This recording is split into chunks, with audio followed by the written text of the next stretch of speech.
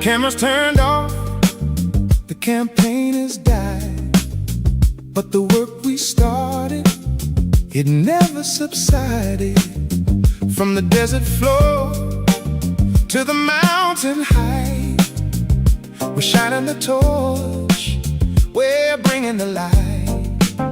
17 counties under one big sky, we're watching the records, we're asking them why. Oh, W4 Nevada, the people's own desk, putting the truth to the ultimate test. For the school boards, the cities, the local town hall, we're showing up, brother, we're answering the call. From the receipts to the findings, we lay it all down. Accountability in every Nevada town. If the shadows are growing and you need some sun, bring it to us, now the healing's begun. Speak plainly, speak loud, let the truth be heard. We're keeping our promise, we're keeping our word.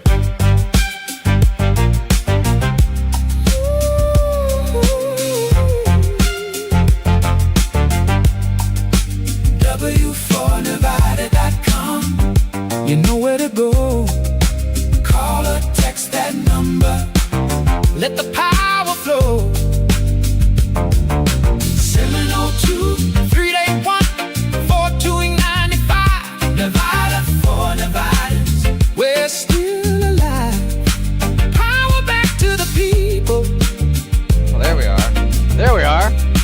Power back to the people. Back again.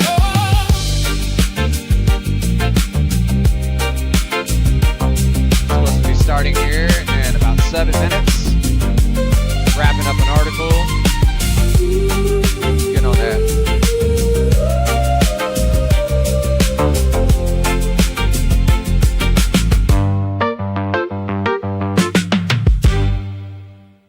And we're back. Day 10. Welcome to W4Nevada Live.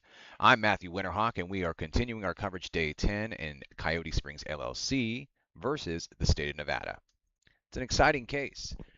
We bring back I believe, Amelia Cargill, and yesterday we finally hit the end where Jeffrey Sylvester himself said, I think that's all I got. Paraphrasing, of course. And we are moving into Day 10 with the redirect from their attorney and their team, led by Mark Hutchison, former lieutenant governor. So you'll probably hear that. When Mr. Whittemore was on the stand, he kept saying governor, governor. And I was like, why does he keep calling him governor? The guy was never a governor. He was a lieutenant governor. So I guess that's just trying to be respectful. But we'll find that out today. We'll get back on there. We'll start with a redirect. We'll see what he has to say and how and what direction he's trying to build, what foundation for their takings claim. We found out that was scaled to a specific set, and obviously has gotten a lot more focused since the case itself has originally began. And I'm excited to see how that unfolds. But in the background here, I'm going to be working on 2 different articles. I just dropped one called Feed America Again. If you want to check that out, it's on W4Nevada.com, as well as our X profile. We have an article availability to write articles on there, so you can do that. Yeah, pretty cool. We make sure to post them in both places. We've also got 2 other articles dropping today. We've got one about a pacifier society, talking about the addiction and gambling and media and online and pornography and everything that's out there that keeps people from reaching their goals inside of America. And then we'll be also dropping a piece today that is talking about a very important subject I like to start to get a hold of, called slacktivism or clicktivism. It's people that act as if they're going to be activists or advocates, but they only stay online. They don't show up to boardrooms. They don't write anything. It's merely slacktivism, clicktivism.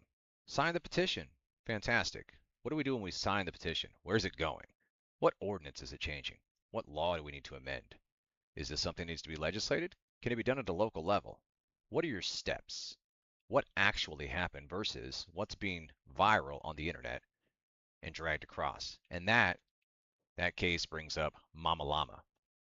Now, nothing personally against anyone, but what I am going to highlight is utilizing her case to show how many people can utilize the social media network and viral capacity that it is, whether it be TikTok, X, Facebook, Instagram, or a conglomeration of all of those different platforms to be able to make anything viral at the touch of feeling and emotion, which results in clicktivism or slacktivism. Typically, a great portion of bringing noise, but then 99% of it is no follow through and the story itself lacks content. So what we'll do is we'll bring clarity to the situation that has occurred with Mama Llama, which was not her just simply being shut down. It was specifically a zoning violation that she'd had time to correct and or cure. Um, so we'll clear that up. You'll get that story and more later. But right now, we're back to this court case. Fantastic as it is. Here we go. Jumping into what we love to be in. I'm going to mute myself. If you have any questions, comments, concerns, please do reach out. 702-381-4295. You can always text there. Have a great day.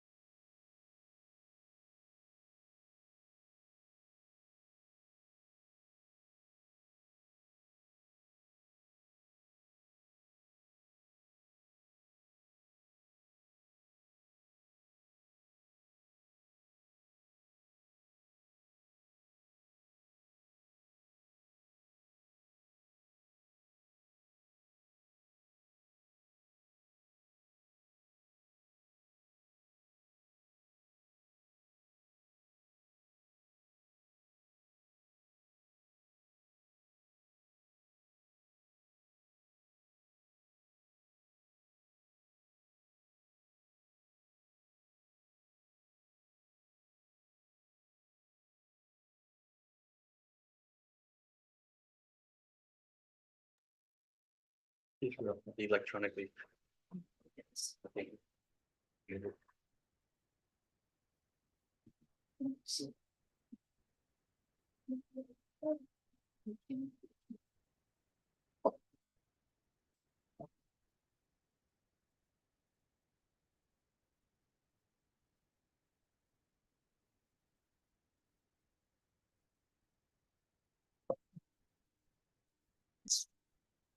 Three nine three.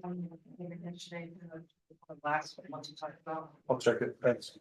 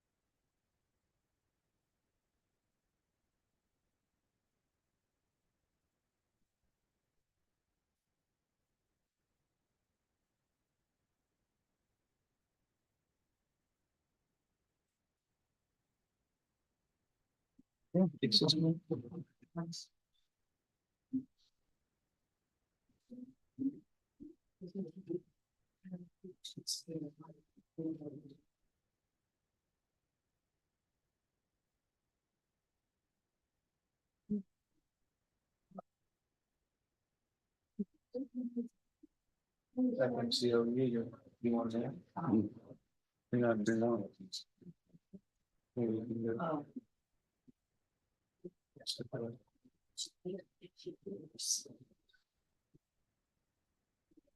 But now you got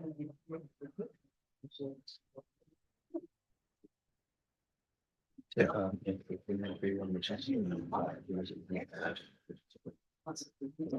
okay, we'll just get it on the record.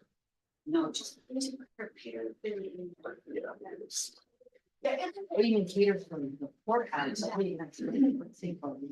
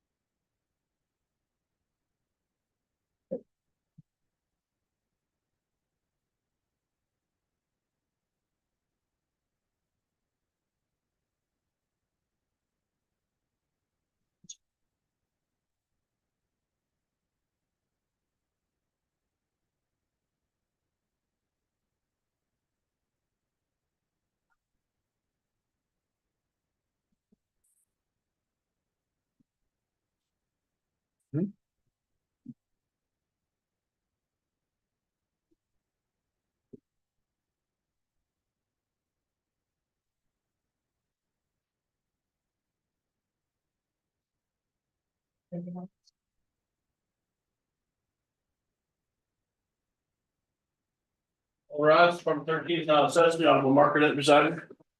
Good afternoon. Please be Good seated. afternoon. Good afternoon, Your Honor. We're back on the record.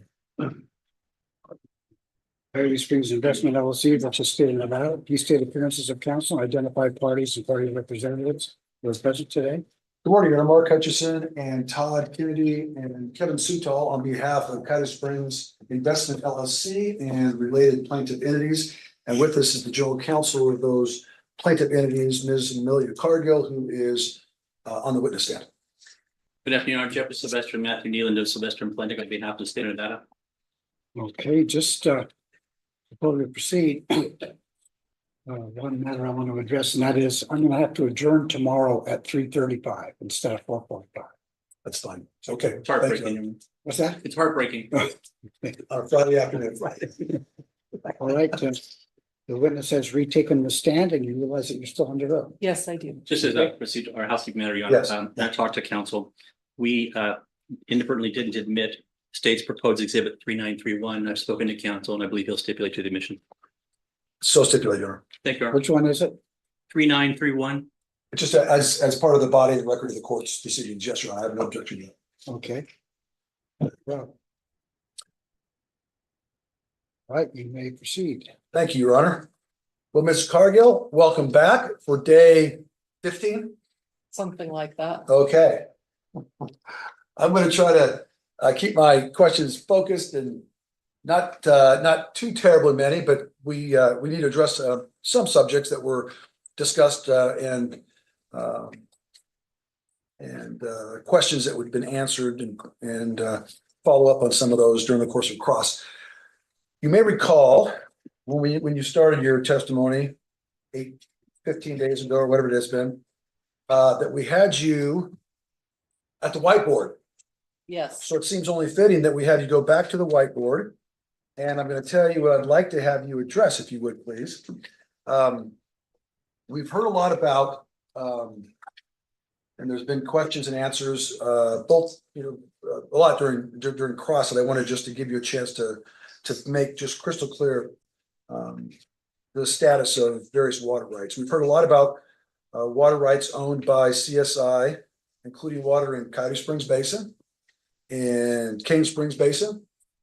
What's been called as the Tuffy Ranch water, Yes. California Wash, Muddy River Springs area, and the Muddy Valley Irrigation Company.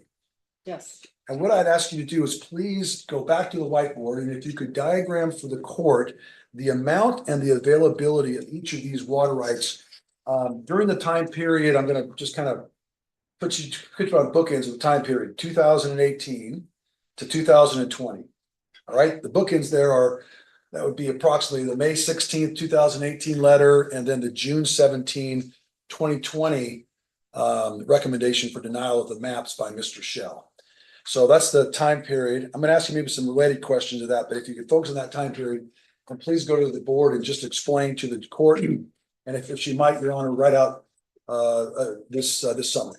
And I'll just object to the term availability. The question was the amount and availability. Objecting to the term availability.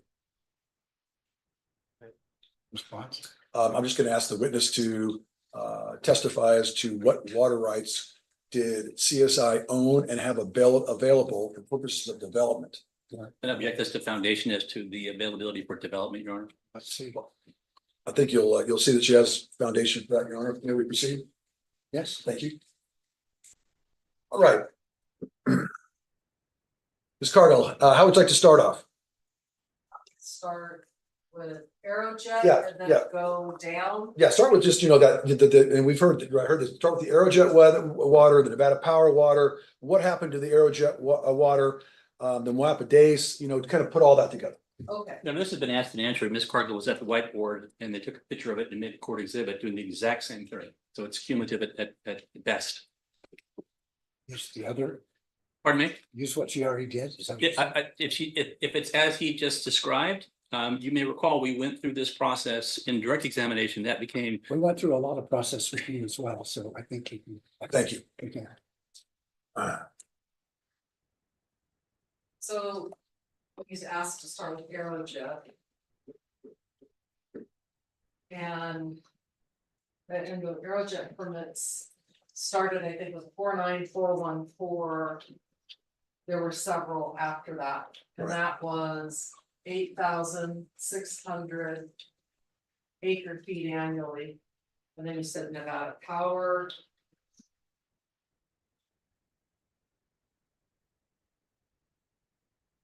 It was Nevada Energy Company then, but or whatever, whichever it was. It was Nevada Power, yeah. Company, yeah. 46777, and then all the progeny that came after that. This was 5,000 acre feet annually, and then Coyote Springs sold to Southern Nevada Water Authority. Aerojet water. The amount of 7,500. Then sold to Southern Nevada Water Authority out of the Nevada Power Water. B rights. 400 acre feet. And then sold to Southern Nevada Water Authority out of the Aerojet water. 1,100 acre feet of water. And then there's the Moapa Days. Water at 10% of the initial water like 10% of the initial 4,600, which is 460 acre feet. And so doing all that math, that's the 4,140 acre feet annually. Okay, so that's what we have talked about previously. That's what council had cross-examined you about before.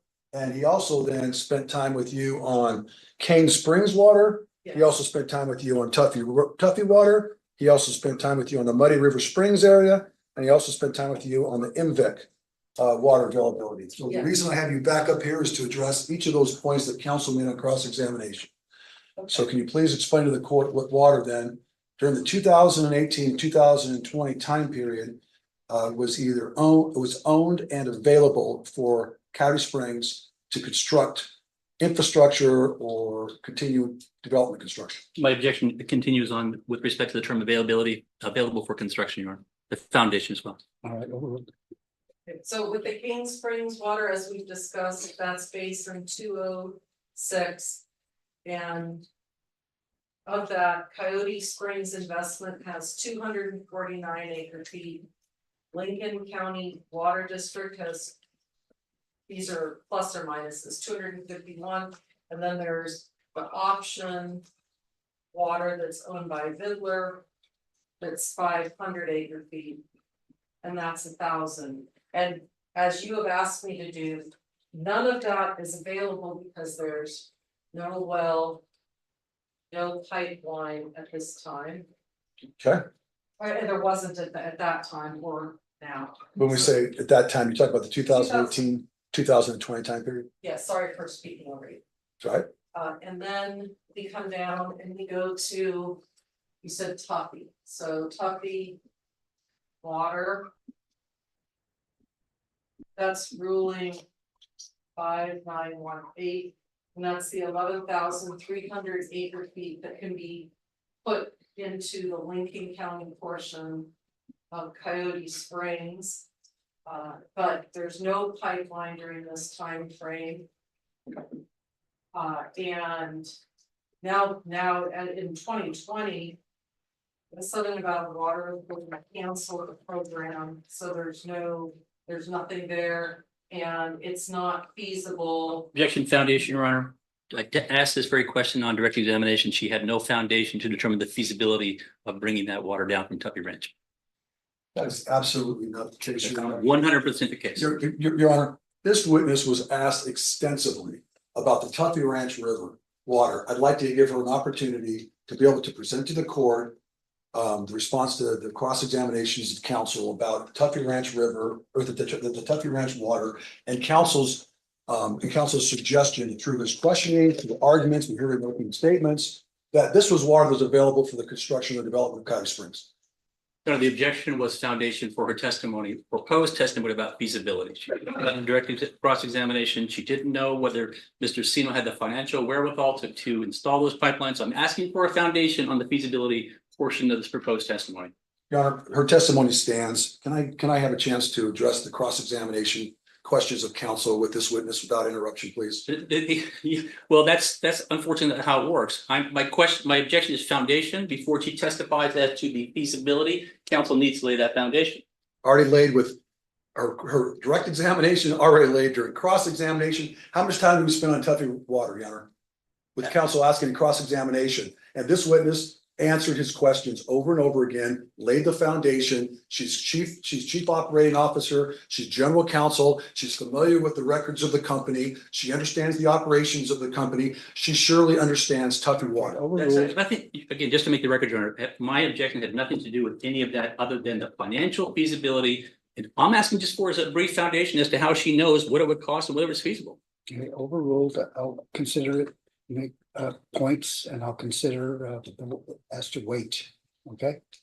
Okay, thank you, Your Honor. And Ms. Cargill, do you remember where you're at? Yes, can I continue? Yes, you can. All right, so. Then we'll go to the Muddy River Springs area MRSA, that's Basin 219. And Coyote Spring Investment holds approximately 25 acre feet. And as I testified yesterday, I'm pretty sure that's certificated, but then in California Wash, which is Basin 218, Coyote Springs has approximately 20 acre feet of water. This water is is pursuant to the 2006 memorandum of agreement and other agreements with Malapa Valley Water District, either for Malapa Valley Water District or it was considered for the DACE, which is when it was acquired, and that's where it still sits. So then that is not for Coyote Springs. Then we get to the Muddy Valley Irrigation Company, which is called MVIC. And we have 16 shares of preferred stock. We have 19 shares of common stock. And that's ditch water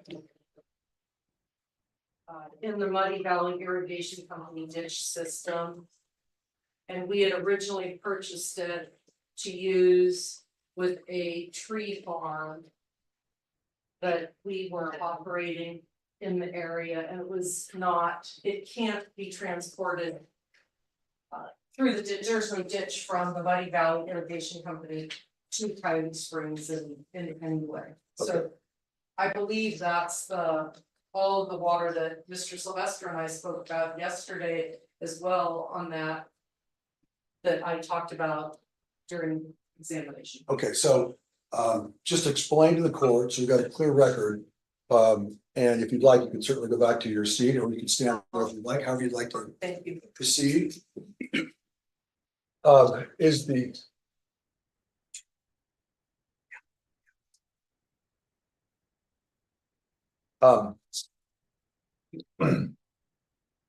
so can you please explain to the court whether the Cane Springs water that you just described to the court was available for development or construction use during the 2018-2020 time? No, because there is no well on the various points of diversion or the point of diversion where Coyote Springs is 249 acre feet or Lincoln County Water District's 251 acre feet are. There's no well and there's no pipeline. Okay. Is that still the case today? As best I know, yes. Okay. How about the Tuffy water? Was that water available for development or construction during the 2018 to 2020 time period? Same objection, I'm sorry, same objection on foundation, Your Honor. Overruled. No, it is not. No, it was not. And the reason? Because the water was anticipated to come through Southern Nevada Water Authority's groundwater development pipeline. That pipeline was not constructed. And then in 2020, Southern Nevada Water Authority canceled the pipeline program. Okay.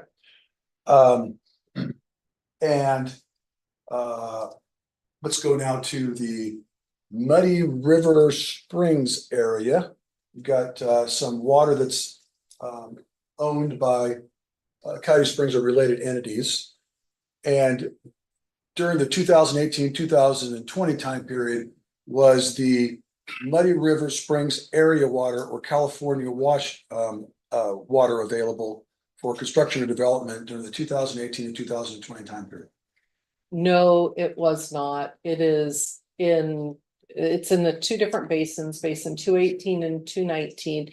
And that water was acquired in or about the 2006 timeframe, more or less, as my recollection tells me.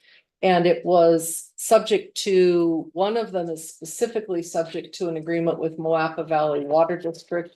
I can't remember, I think it's the basin 219 water, was subject to an agreement with Malapa Valley Water District, and the California Wash water, I believe, was was purchased for consideration to be used as towards mitigation water with Fish and Wildlife Service for some purpose or other. And Fish and Wildlife Service was not interested in later years, was not interested in that water. And is the status of the availability of that water, the Muddy River Springs area and California Wash, that status continues today? Yes, it's water that's just out in those basins, not developed. I don't believe there's a well on either of those two. Currently a well on either of those. It's nothing that we don't even think there's a road to one of them. All right. And is the status that you testified to previously about the availability of the Tuffy water during 2018, 2020, also the status currently? Yes, it is. Okay, now let's go to the last one then.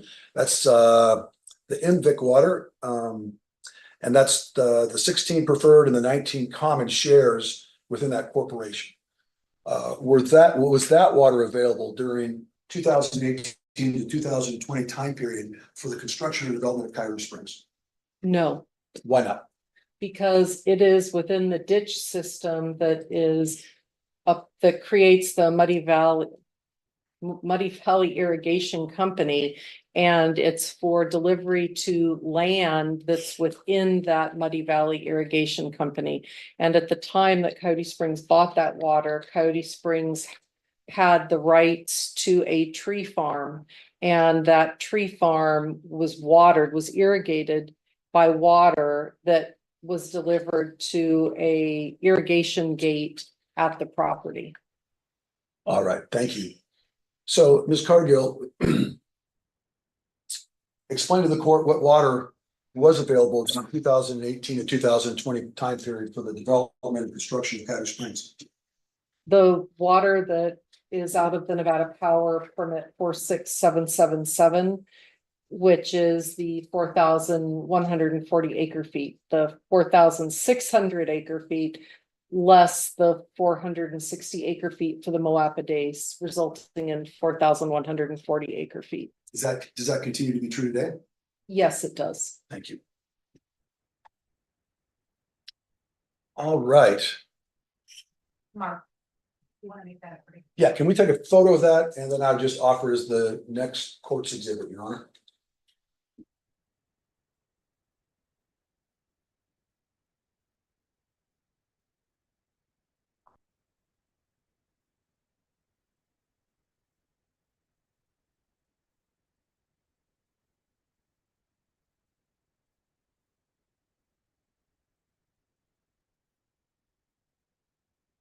After that, Your Honor.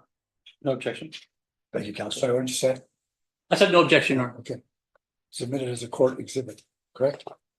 That's what you were proffering against. Mark, court exhibit. Yes. Yes. Thank you. Yes, thank you. I think what I'd like to do is maybe go back in reverse chronological order on a couple of points that counsel had made with you on your cross. Let's start with a couple of yesterday.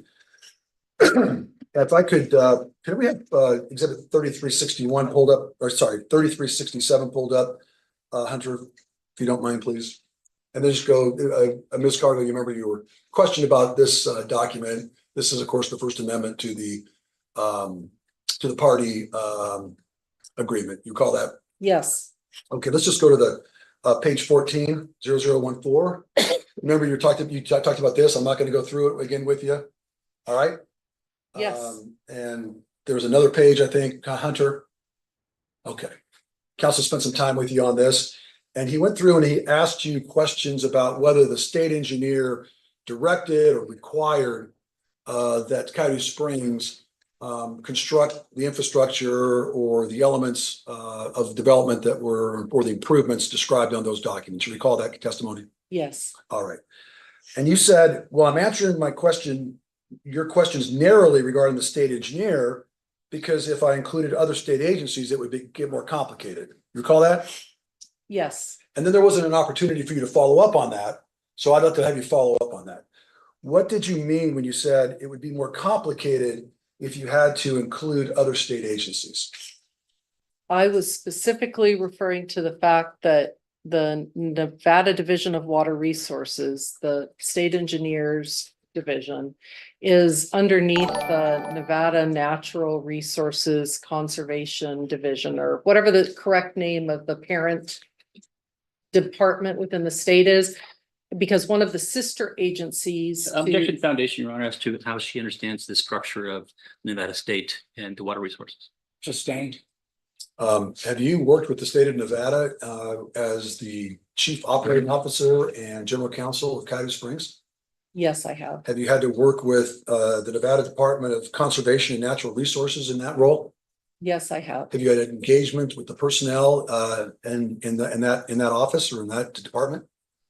Over the years, yes, I have. Have you also had to engage with staff and employees and representatives of the state engineer's office, which is under the Nevada Department of Conservation and Natural Resources? Objection leading.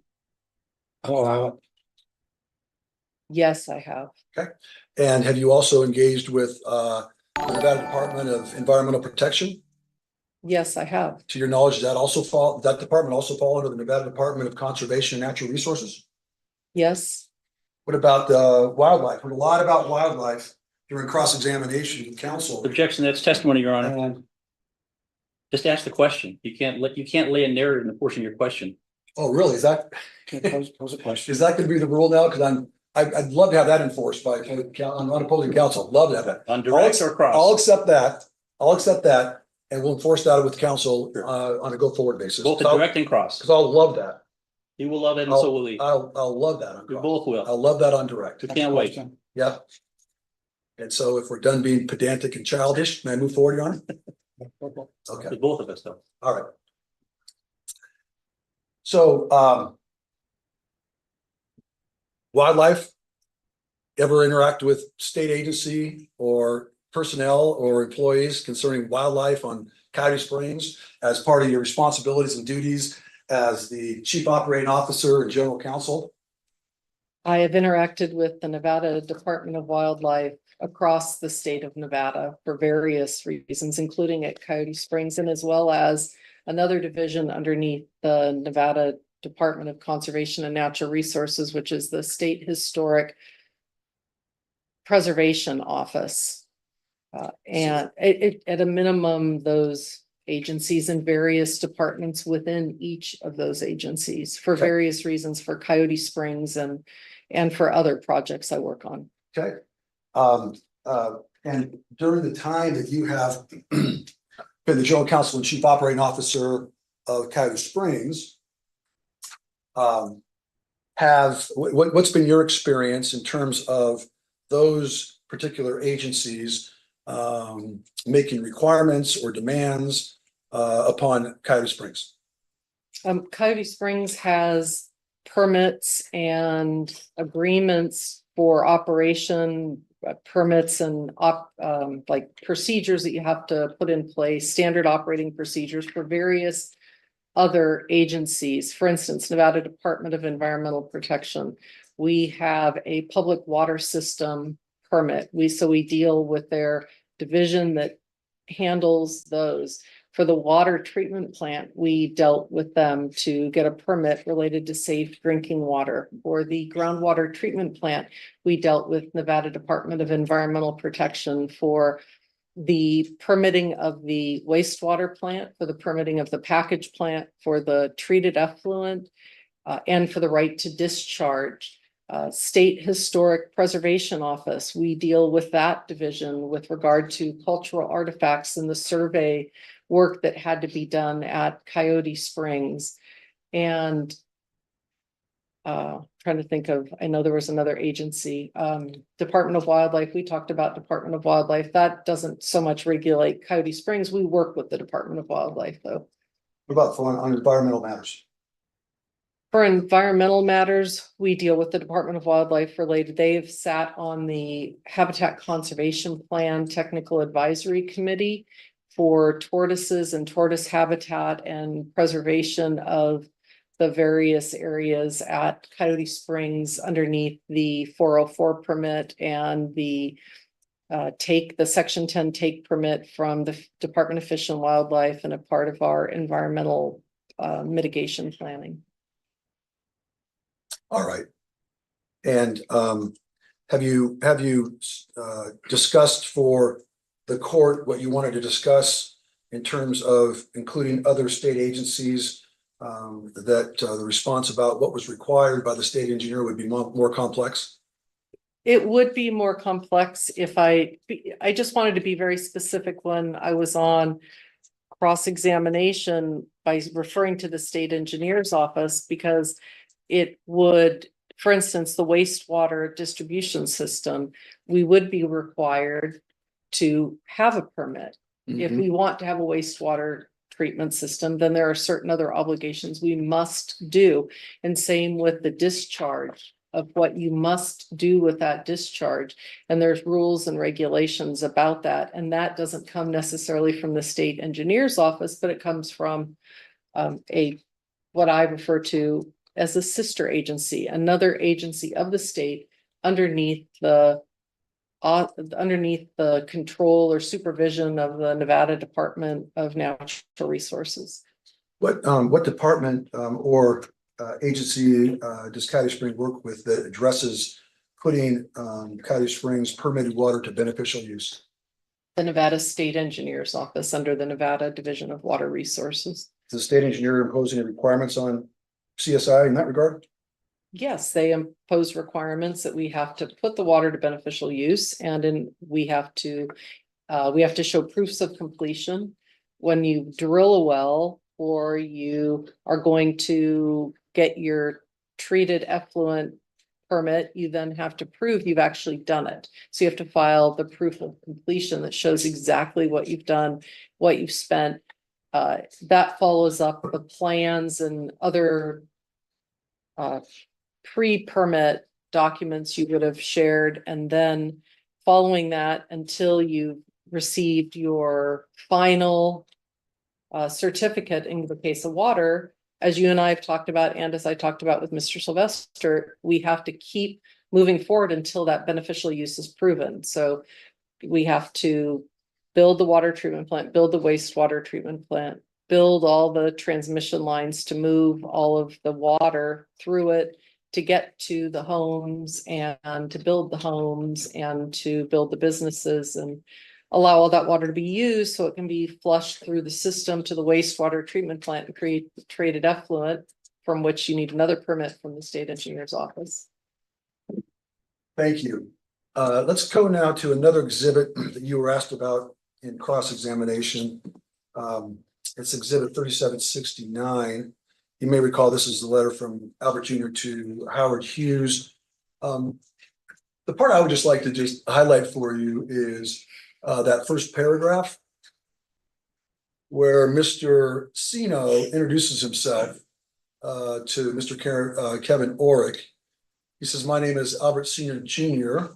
I've been a successful real estate developer in Northern California since 1962, operating under Albert D. Sino Construction Co., Seacon Financial and Construction, Sino Homes, Sierra Pacific Properties, and several others.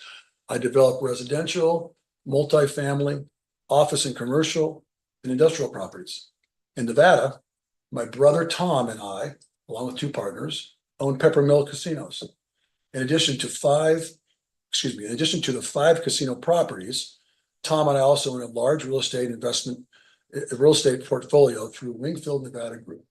Wingfield Nevada Group includes the approved master plan community of Coyote Springs in Southern Nevada and Red Hot Golf Course and Resort in Northern Nevada." Based on your experience with Mr. Sino, knowing him for the time that you have in your current and past roles, is this paragraph accurately summarized, Mr. Sino? Objection relevance? Yes, I would view it as an understatement. Why is that? Because there's so much more to what he's built and developed than that one paragraph describes. Okay. We can take that down. I think that's all I wanted to touch on from yesterday.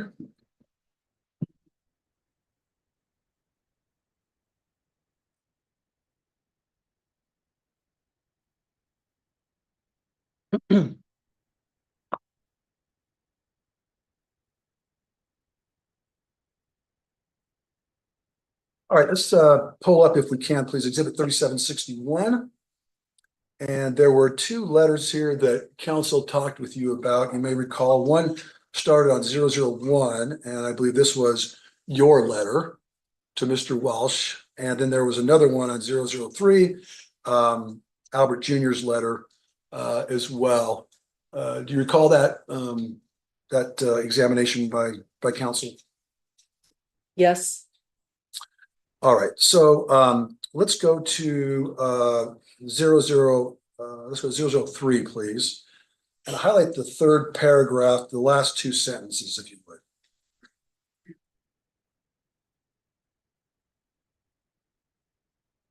And council had asked questions about Mr. Sino's letter here about talking with institutional groups about financing a pipeline you presented.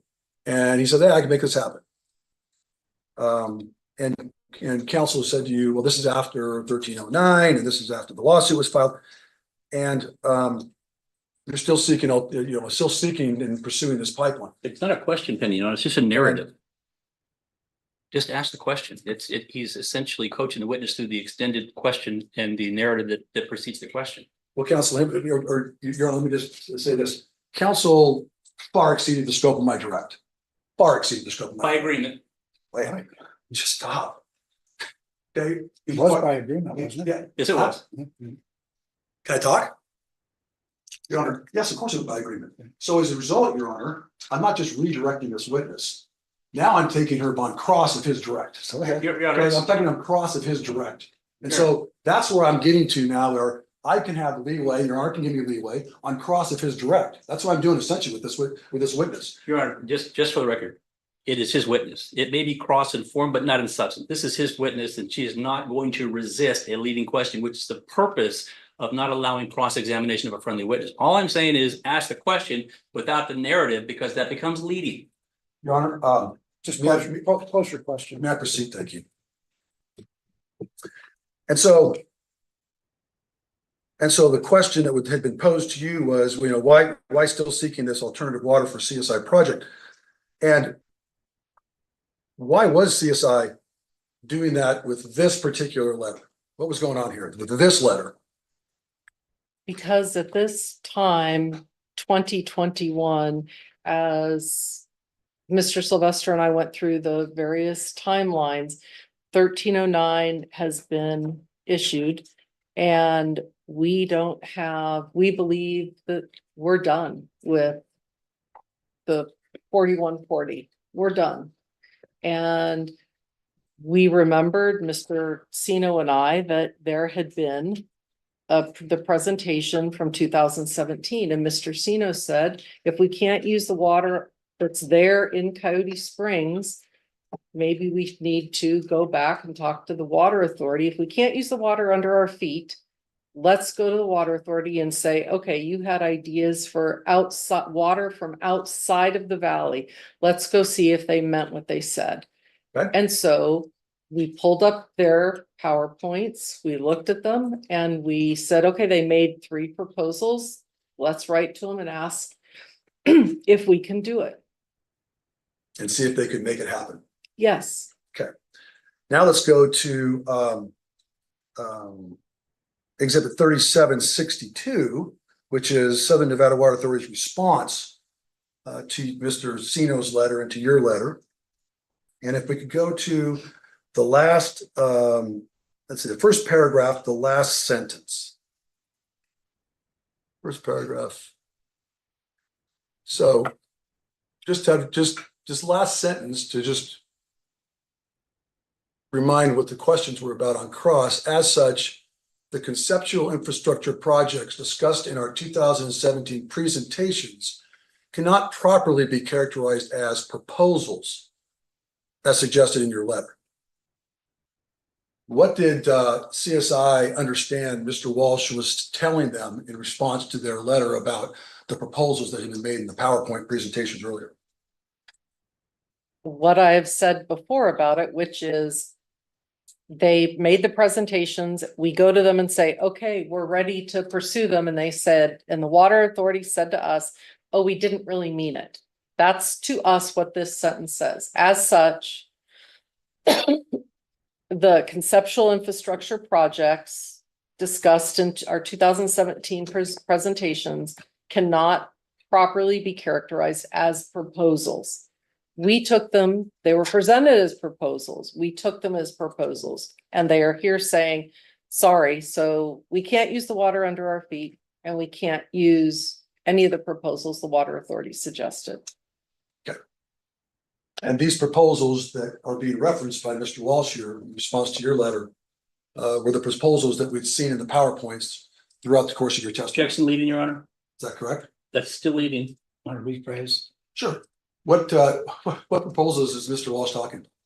There were 3 proposals, and I would call one of them the Apex proposal, bringing water, the Southern Nevada Water Authority line that they ran to Apex, to bring that water north from Apex to Coyote Springs. Number 2 was to what I think they called it the Muddy River option. It would be to reverse the pipeline from the Southern Nevada Water Authority MX5 well that goes to the Muddy River, to reverse that and bring it back to Coyote Springs. And the 3rd proposal was consideration of other water rights that could be possibly acquired, whether it was through the off the Virgin River or otherwise, and piped to Coyote Springs. Okay. Those now off the table as far as CSI is concerned? Objection leading. Overruled. Yes, that's what that's what I was trying to convey when I said that they were telling us no. Okay. Now, what I'd like to do is to turn to exhibit 3805, please. Council spent some time with you on this document. This was is just to remind the court, what was this petition for judicial review about? It talks about the Clark County Board of County Commissioners here. This was Coyote Spring Investment in Coyote Springs, Nevada's petition for judicial review, filed after the Board of County Commissioners agreed with Southern Nevada Water Authority's appeal of our successful planning commission approval of the 575 unit map. So it was a PJR against the Clark County Board of County Commissioners, because they overturned the planning commission approval. Okay. And what type of map was the Clark County Commission considering? It was a tentative map for 575 residential units. I believe, as I described it to Mr. Sylvester, as we viewed it really as an extension, because the map by statute under chapter 278 expires after a set period of time, and you can't go any farther. And the tentative map expires. And so we were trying to just keep our tentative map alive. It was akin, in my view, to just an extension, except the extension was an actual new application that had to be filed, and it had to go through the planning process. What can a developer do with a tentative map by way of development or construction? Objection foundation. Sustained. Have you ever worked with a tentative map during the course of your long professional career? Yes, I have. Ever been involved in transactions related to tentative maps? Yes, I've filed for them and processed them through Clark County for Coyote Springs. All right, and is that something that is part of your job duties and responsibilities at Coyote Springs? Yes, Something you also were involved with when you were a real estate lawyer with Lionel Sawyer and Collins? yes, it was. Okay, so what can you do with a tentative map by way of development or construction? Nothing. What do You can't do anything with the tentative map. The tentative map is just that. It's the tentative map, and then your engineering firm takes that and goes around to the various agencies, and they look at it in whatever order that they go to. I have no idea. If there's a formulated order, I don't know. They go and they there's various agencies, in our case, Lincoln County Power District says, oh, we don't like how you show our easement here. So then you go back to the drawing board and you make edits to it, but you do that with all the agencies or persons that have to sign off on that. And then following that, it goes to a final map.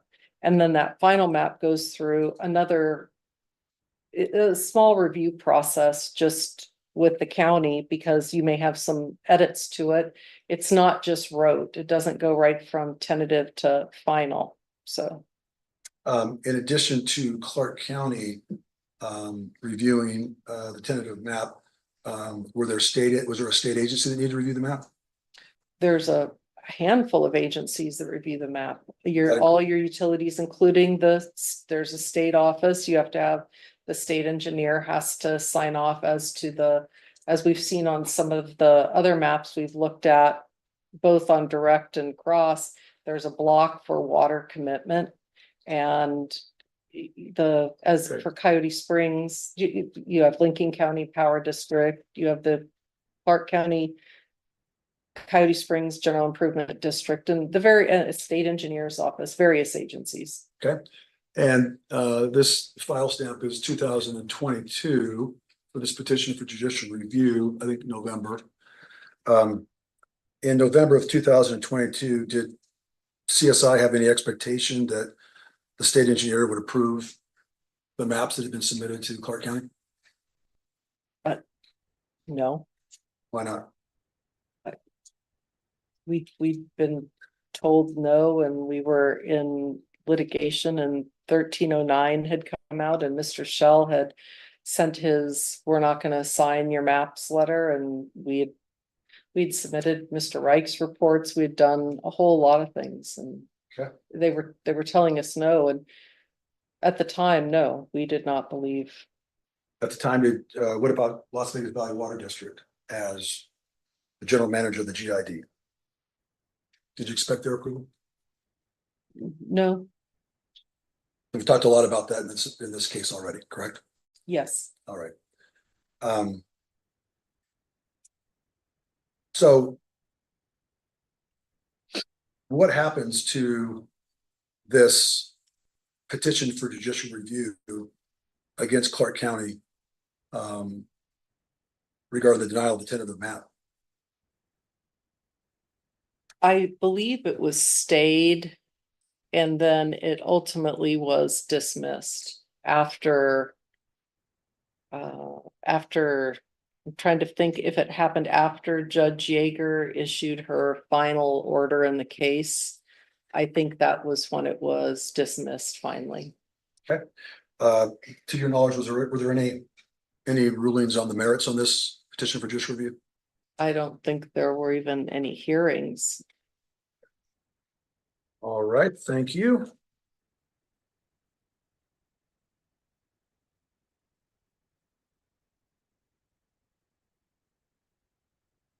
If we could pull up, please, exhibit 3801. This was another document that was discussed during cross with counsel. I'd like to have you, if you could turn to page 004.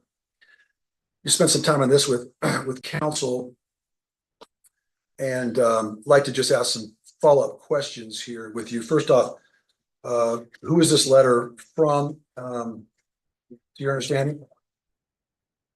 This letter was submitted by the Las Vegas Valley Water District to the Clark County Board of County Commissioners. Okay. As a part of their appeal of the Planning Commission's approval of the 575 unit tentative map we were just discussing. Okay. And if you take a look, Hunter, at 0004 and highlight the second paragraph, council spent some time with you on this paragraph, and you'll note here that whoever wrote this letter for the Las Vegas Valley Water District began to quote what the writer described, or who the writer described as the developers. Do you see that? Yes, I do. Matter of fact, even put some bold there. Must proceed at their own risk, and then you see that? Yes, I do. And then there's a footnote that's cited there, 29. Can you go down to 29, please?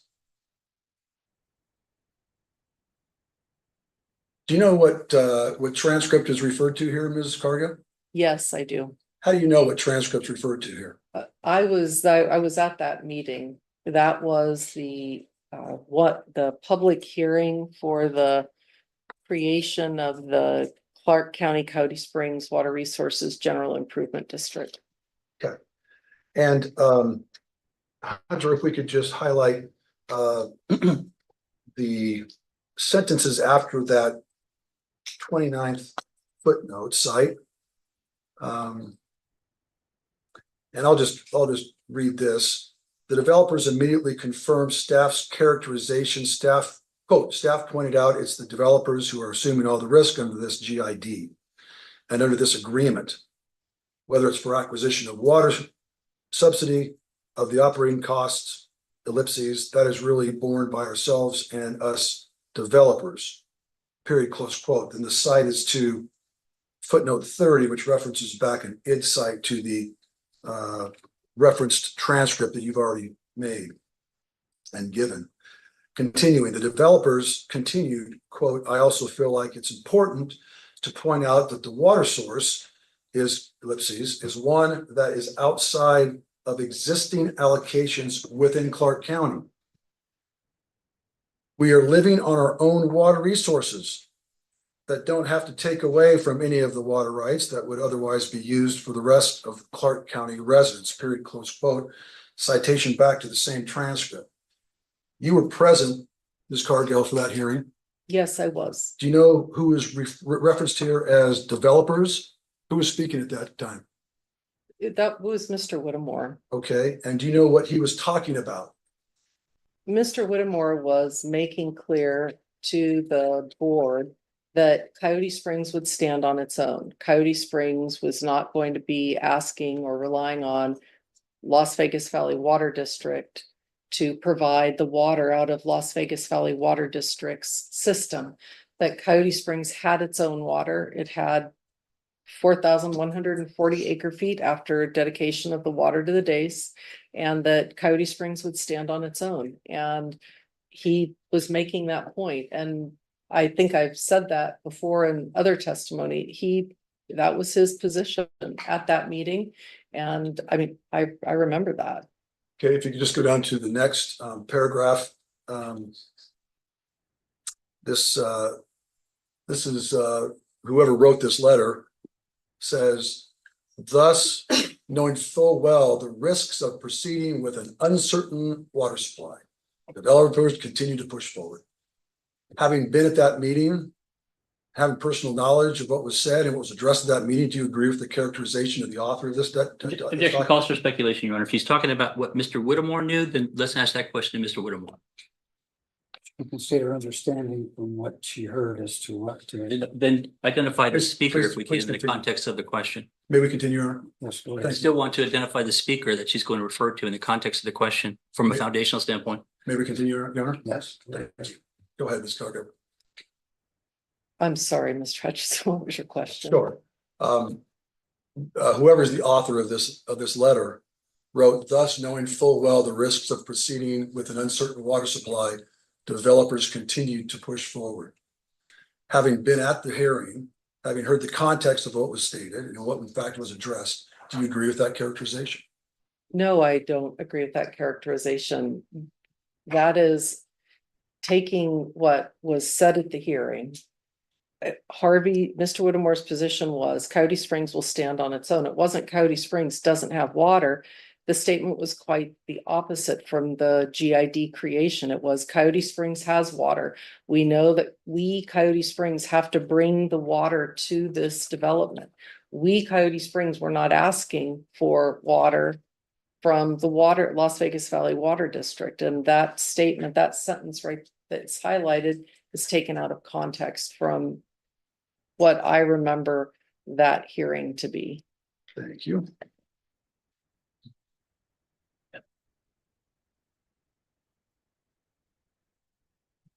Okay, I think those were the only ones I had from that prior day.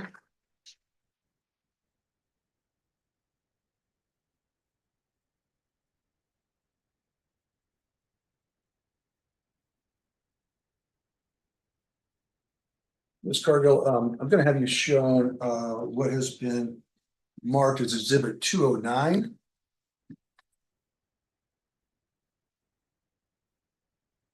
Is this a document you recognize, Ms. Cargill? Yes, it is. And what is it? It is the minutes of the Moapa Valley Water District Board of Directors meeting. These particular minutes are from their October 2025 meeting. These are a part of what I have my assistant download for me every month as a part of the various agendas that we review and look at. And so when she downloads the minutes or the meeting agenda for the next successive meeting, she downloads the minutes from the prior meeting.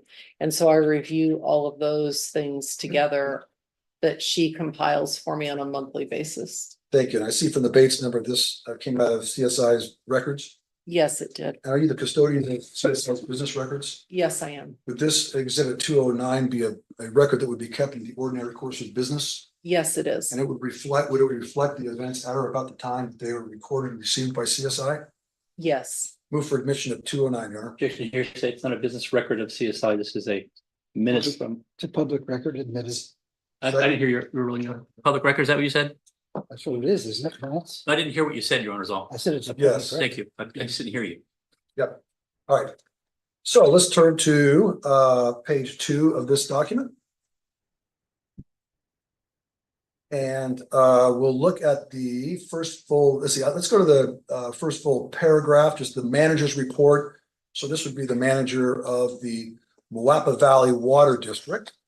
And let's just take a look at just one part there that I'd like to highlight for you. If you could come down, Hunter, about 7 lines, it's flush left is lawn dally. You see that? And just to highlight that to the end of the sentence there, to the 2 sentences there, down to the gallons pumped. Yeah, there you go. Okay. This exhibit 209, the minutes of the Moapa Valley Water District Board of Directors meeting states, Lon Dally, Assistant General Manager, reported on the Springs groundwater production for September.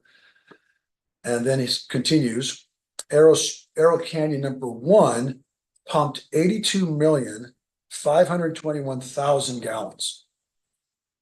Baldwin Springs pumped 2,235,000 gallons, which brought our monthly total to 84,756,000 gallons pumped. And you said that you had your assistant download these when they become available. When you read this, was this a significant report on this document, the minutes of the board of directors? Yes, it's one of the primary reasons that I download and I review the Moapa Valley Water District's minutes is to see the general manager's report and see which of their wells they're pumping out of, because Arrow Canyon is the well that is closest to the Muddy River headwater, the Muddy River Springs area, and the Moapa Dace habitat. And it's the one of the water rights that Moapa Valley Water District has junior to Coyote Springs. And I look at how much they're pumping on a monthly basis. Does this give CSI any concern? Objection relevant, Your Honor. Oh. Go ahead.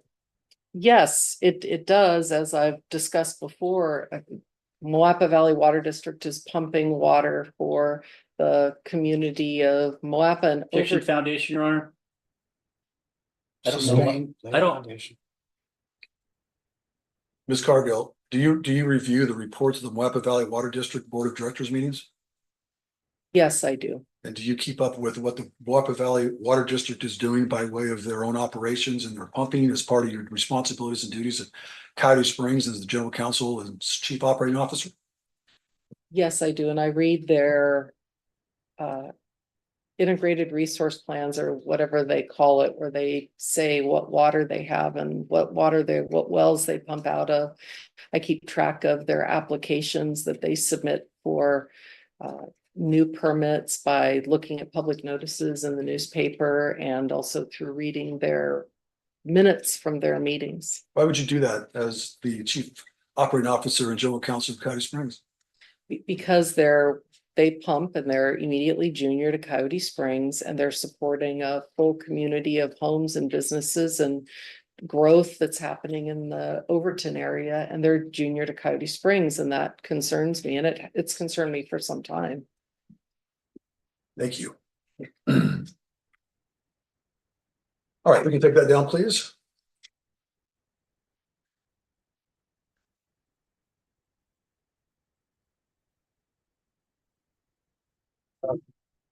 Ms. Cargill, I'm not gonna pull these up because we've seen them, seems like dozens of times. But we've spent some time with some orders I'd like to direct your attention to, okay? Okay. I'm gonna just direct your attention to several orders collectively. Order 5712. Remember what that order is about? Cane Springs. 4542. Yes, that's the parent order to 46777. 6254. That came from the applications filed, that 1169 preceded that order. And 6255. Companion to 6254. I probably should have put this before those, but, and then order 1169. Yes. Okay. How, Ms. Cargill, from CSI's perspective, how did any of those orders provide, let me just ask you, how did any of those orders inform Coyote Springs that the state engineer would, in 2020, create a super basin and reprioritize Coyote Springs water rights? Objection, foundation also calls for a due conclusion, Your Honor. Consider understanding overruled. Go ahead. They did not. In my opinion, they did not. Why? They don't talk about creating a super basin. They don't lead, they just don't. And in fact, 1169, which ordered the pump test, which then resulted in 6254 and 6255, protected, as I've described before, the senior rights that are a part of which is 46777, and Coyote Springs is 4,140 acre feet of water. And whatever concerns the state engineer had, the state engineer went through the from 4542, no, not 4542, through 6254 and 6255. He did not issue any permits, because all of those were about new permits for new applications in the valley that Mr. Sylvester and I went through, and you and I went through earlier as well. The permits were not issued. The new applications for permits weren't issued, and he was protecting all of Coyote Springs's rights. And there was no discussion of creating a super basin. Thank you. Ms. Cargill, in any of those orders that I just described, did the state engineer ever state that CSI or anyone else subject to those orders was not required to put water to beneficial use? No, you have to put your water to beneficial use. What about any other orders beyond those that I described? Any of those orders ever state to CSI that it did not have to put its water to beneficial use? No, CSI's always had to put its water to beneficial use. We've never received an order or a ruling or any directive that said we did not have to put our water to beneficial use. Has Coyote Spring ever received communication from the state engineer informing Coyote Springs what would happen if their water was not put to beneficial use? No, I don't think Coyote Springs has ever received a letter that told us that. If you don't put your water to beneficial use, as Mr. Sylvester and I have talked through, there's procedures and things the state engineer will then do to cancel your water rights. All right.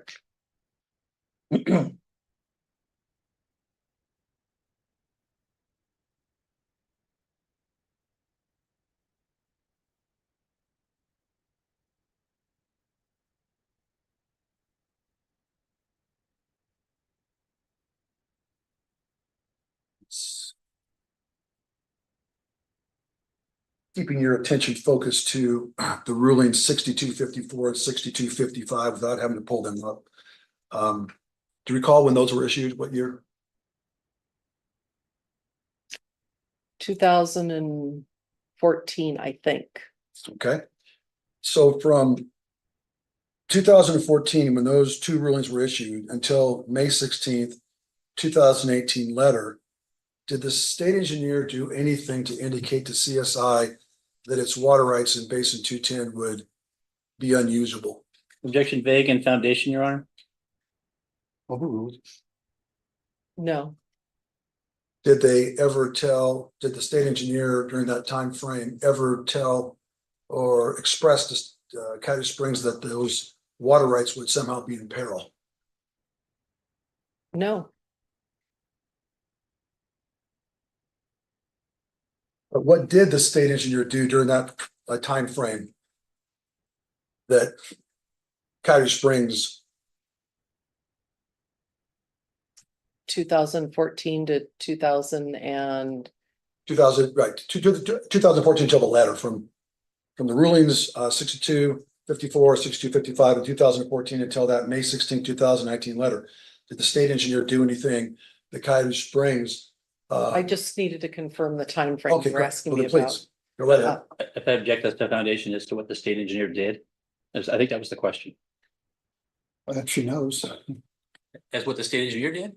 Or to That's CSI? Towards CSI, Pick your. yeah, or maybe directed to CSI, yeah.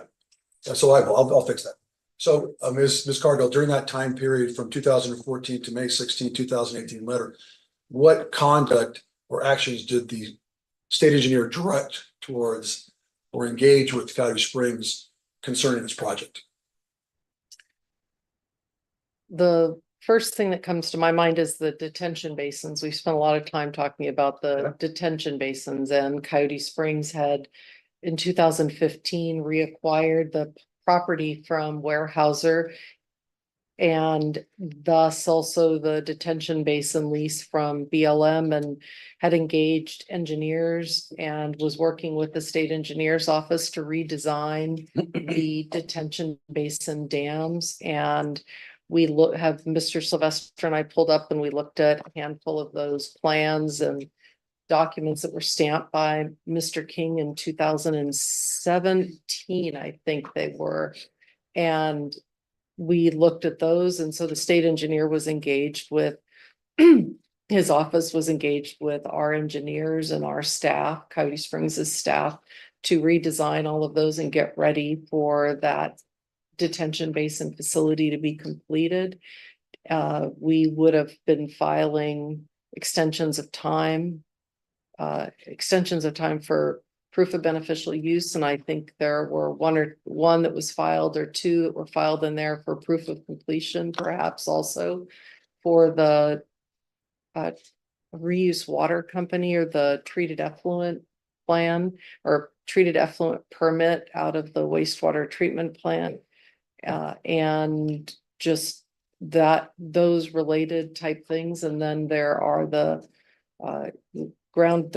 we were finishing up the groundwater treatment plant plans to redo that, and the wastewater treatment plant plans. And I believe they were at least aware of those because that was a part of the discussion about what was happening in Coyote Springs when our engineers and staff were talking to their office about the detention basins and when the detention basins needed to be finished in order to protect the homes that we were hoping to be building.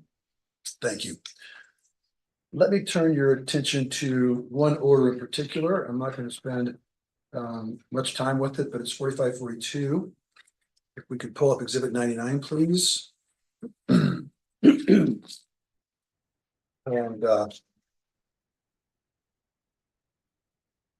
let me have you turn first, Hunter, to page 2 or 002 of that document we've seen many times. And I'm not going to go through it because we've spent a lot of time on that already. But the findings of fact, you see that? Yes, I see the findings of fact. Okay, there are, I think, about 11 pages or so. And the court can look at it on the court's own, at the court's convenience. but we've seen it already before. But what I'd like to do is just ask you a question that as the COO and as the general counsel, as you interacted and worked with this document, did you view these factual findings as actually factual findings or predictions? Objection Vegas to time, Your Honor. Sustained. At any time that you reviewed? When was the first time you reviewed? I can't remember exactly, but probably about the time you came on board. Yes, Leading. Oh, Go ahead. But so about the time you came on board, is that when you would have first read exhibit 4542? yes, as Mr. Sylvester and I went through in a lot of detail, 2006, 2007 timeframe, somewhere in there, I would have first read it. I've read it since then several times. So how did you view those 11 pages of findings of fact? They're as findings of fact, as facts that the state engineer was asserting were actual facts. Okay.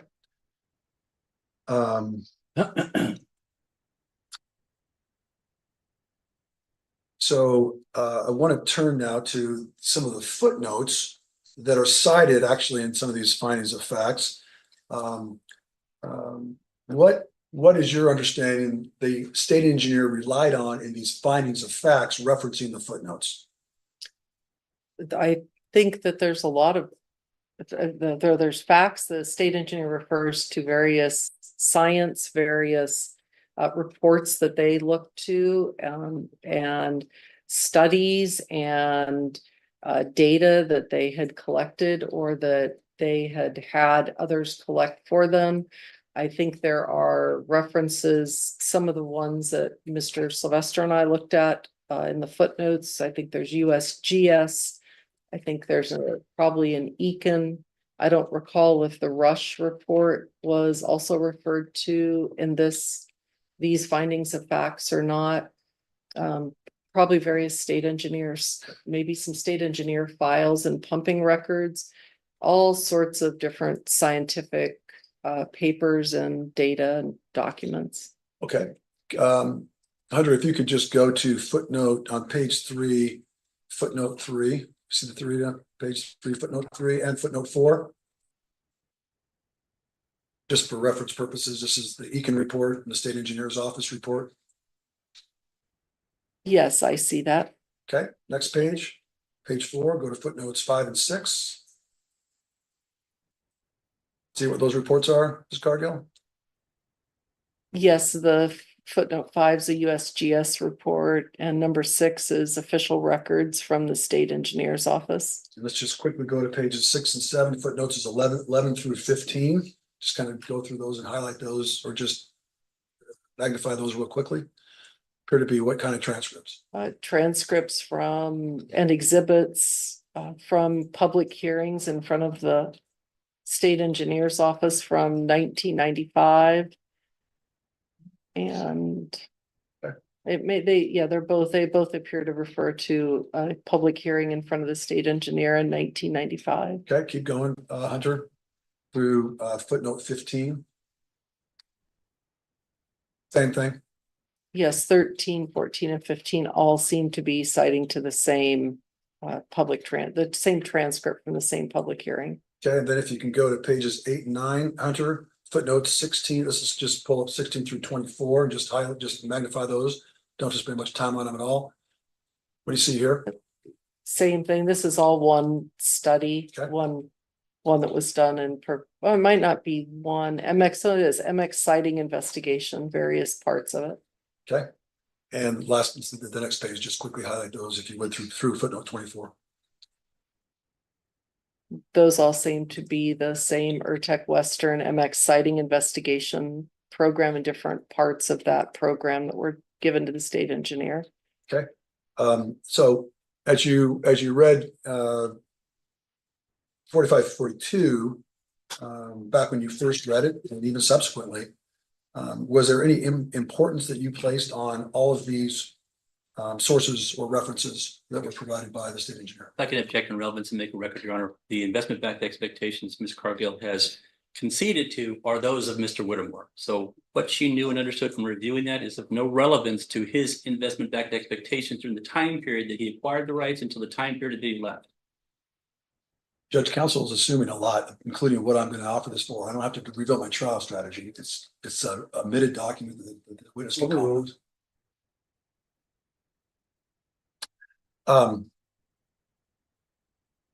Ms. Cargill, did you remember my question? When you read when you read 4542 for the first time and subsequent times, you see these references, the sources that are referenced that we just went through. Yes, Did you place any import on it? they are all studies and references that, and as Mr. Sylvester and I talked about, I looked for these and I read through some of them in depth, some I would scan through. And if I could find them, I would look at them. And they were important because the state engineer had looked at them and then issued his permit that came after this. He issued the permit. He still issued the permit, whatever the report said.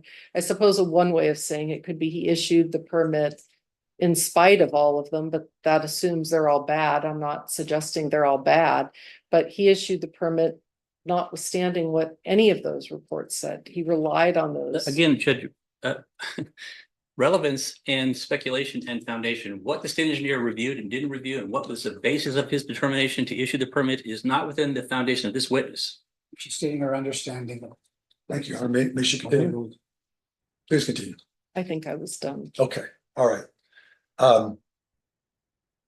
So Ms. Cargill, if someone were to say to you, well, Coyote Springs should have known after all these reports and these sources came out that their water rights were uncertain, what would your response be? Objection, it calls for speculation and also relevance and foundation. It's pure speculation. The foundation. Sure. You've been in this case and heard counsel's arguments, haven't you? Yes, Read many of the documents and briefs in this case that have been supported by the state engineer Leading, Your Honor. and the foundation, Your Honor. Well, still leading. Go ahead, you can continue. yes, I have. And what do you think about the state's argument that Coyote Springs should have been on notice that their water rights were unreliable because of many of the reports that were cited by the state engineer in ruling 4542? Again, leading, foundation, calls for speculation and relevance. She can state what she thinks, and I think it's relevant. Your Honor, may she proceed? Yes. All right, why don't you go ahead and proceed? I don't agree with that. I think I remember your question. You were, can you ask the question one more time? Sure. I'm sorry. My question was, what do you think about the state's argument and position that Coyote Springs was on notice and should have known that their water rights were not reliable because of many of the sources that were cited by the state engineer in 4542? Again, foundation, Your Honor, also calls for a legal conclusion about the state's position with respect to the legal issue of notice which you sustain. You've made your record overruled. Please proceed. We don't agree. I don't agree. I don't agree with that. We were at Coyote Springs. These, despite all of those, whatever findings of fact that the state engineer has in 4542, he still issued permit 46777, which said in it there is at least 18,000 acre feet of available water, and issued a permit for 5,000 acre feet, knowing and stating in that permit that there was at least 18,000 acre feet available. Thank you, Ms. Cargill. Ms. Cargill, there were a lot of questions about pumping and pump tests and CSI's pumping. I'd like to turn your attention to that topic. Are you aware of any evidence identifying CSI's groundwater pumping, not anyone else's in the region, but Coyote Springs, as affecting the groundwater tables in the Muddy River Springs area from the day CSI started pumping? Objection, Vegas to time, Your Honor. Sustained. From the day CSI started pumping to 2020. We still don't have the date that they started pumping. It's still vague, Your Honor, as to time. Do you know when, well, would you like me to lay some more foundation on it? Yes. Okay. Do you know when approximately CSI began pumping groundwater in Coyote Springs Basin? There may have been monitoring wells in 2005 by Coyote Springs, Okay. perhaps a little earlier, but in that 2005, 2006 timeframe is when I believe the first well was completed. Great. Now take that forward to 2020. June 17th, 2020, when the state engineer recommended denial of the maps. And my question then is, are you aware of any evidence identifying CSI groundwater pumping, not anyone else's pumping in the region, CSI's pumping, as affecting the groundwater table in the Muddy River Springs area from the day CSI started pumping? CSI's pumping solely, no, I don't know of anything like that. All right, and if we could pull up exhibit 2-002, please.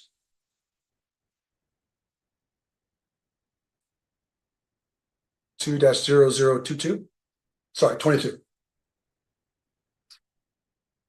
Ms. Cargo, we looked at this. This is in response to questions though by council about pumping. And this is a email from Albert Sino to Jason King, the state engineer. This is the very day, actually 2 days, I guess, after the May 16th, 2018 letter came out. Jason, sorry to keep emailing, but has anyone filed an impairment claim or any type of grievance with regards to our water rights or the pumping that we have performed for over the last 10 years or so? I'm just curious. This does just not make sense, and I'm having a hard time processing this. Now, if we could turn to -024. Highlight that, please. This is Mr. King's response back to Mr. Sino III. I should have responded to this email in the one I just sent you. No one has asserted a conflict or impairment by your current pumping or your water rights. As you know, the letter was in response to a request by the water purveyor on future water development. Does this email exchange comport with your understanding of CSI's pumping from the time that it began pumping those water rights in about 2005, 2006 through 2020? Yes, it does.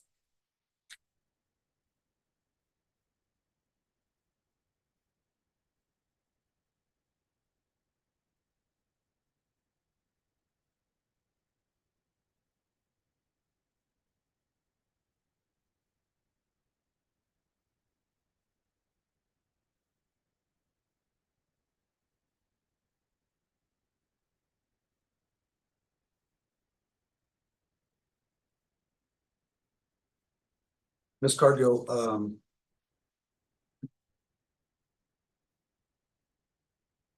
Coyote Springs has certified water rights. You talked about those previously on your whiteboard. You talked about those in response to questions. My question for you on those 1,500 acre feet of certified water rights, how long have those water rights been pumped as of today?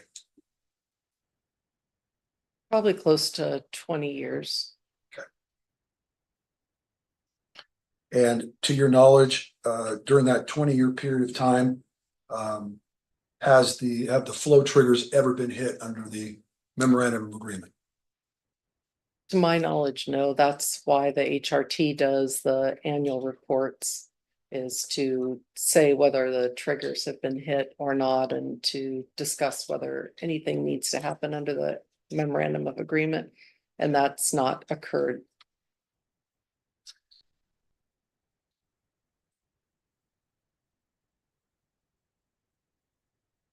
We've seen, and there was the discussion about, of course, the state engineer denying the final Mylar maps for the 8 large lots. I want to direct your attention to that subject. How much water was requested for those 8 large lots? It would have been under what the statute requires, 2 acre feet per lot, which is 16 acre feet. Okay. And we also saw and have heard about the denial of the subdivision maps for the 575 units. I want to direct your attention to that. Okay. How much water is required for those units? Using the conservative 0.71 per equivalent residential unit in the multi-party agreement, it's 408 point something. I remember 408. I don't remember the point something. Thank you.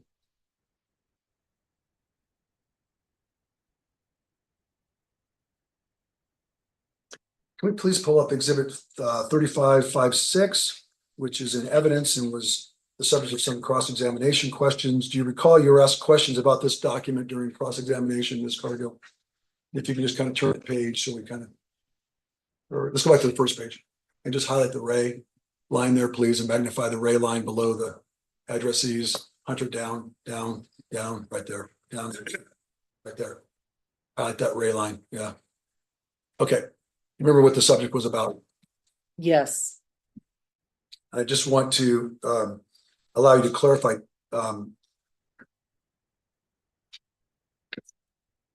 Reading the document, are there new pumping requirements added or imposed upon anyone in this document? not that I recall, Any new monitoring obligations? not that I recall that related to Coyote Springs. Okay.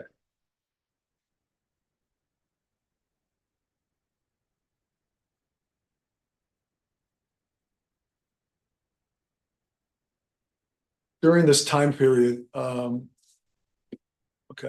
December of 2017, did the state engineer contact Coyote Springs and indicate that there was any indication of negative impacts from their water use? No, not December 2017, no.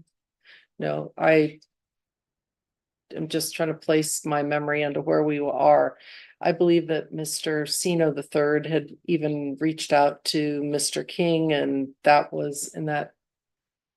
And they had a few conversations over phone or text message, or perhaps maybe email, maybe it was emails or phone conversations that Mr. Sino III gave Mr. King opportunities to say if that was the case, and until Mr. King told Mr. Sino, I wouldn't spend another dollar. No, and at this time, we're doing all the monitoring. In terms of monitoring, we're doing all the normal monitoring that we would always do. Whatever our obligations were, we do meter readings of all our wells, and we submit those on a regular basis as required. Okay, thank you. Let's pull up order 1169, please, which is exhibit 201.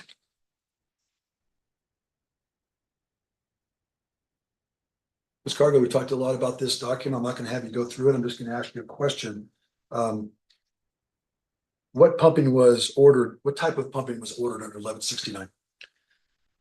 It was a regional pumping. It wasn't that any one person was pumping to the exclusion of everyone else. It was regionally based pumping. No focus specifically on CSI or Coyote Springs? Correct. Thank you.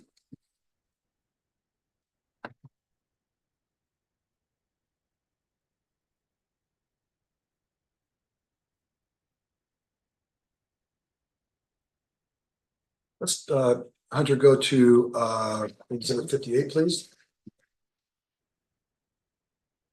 Still within this subject matter of various orders, without having to spend a lot of time on these, I just want to talk to you and focus your attention after order 1169 pump tests had been completed, but before the issuance of ruling 6254 and 6255. So that's the time frame. Okay, those are my bookends. Do you recognize this document, Ms. Cargill? Yes, this would have been Southern Nevada Water Authority's report to the state engineer after the order 1169 pump test, and then the subsequent issuing of order 1169. All the parties to the pump test were invited to present a report to the state engineer by a certain date and time. And Coyote Springs joined in with Southern Nevada Water Authority's report at that time, because we agreed with some of what they were saying and what they were presenting and what their conclusions were. Okay. So this is from Southern Nevada Water Authority to the state engineer. To Mr. Jason King, who was the state engineer at the time. CSI joined in at least part of the statements. Yes. Okay. Your Honor, I'd offer exhibit 58001. It's actually, sorry, exhibit 58. Yeah. Okay. Yeah. Oh, okay, let me go through it. Can we just page through it? Because I can see, even see if I've got it. Let me just see if I even got it here, Your Honor. Just hold on one second. I may have it here. Yeah, it's right here. Right, John. I was just asking if there's any additional Yeah. documents attached to it. Here's what I've got right here. Hold on. That's gonna be. It goes, it goes for a while though. Okay, it's just that something report. Yeah, I've got the selected pages, but can we go to the last page? Oh, you. Get the selected pages. Last page, please. Hunter, if you got that? Yeah. One before that, please. Before.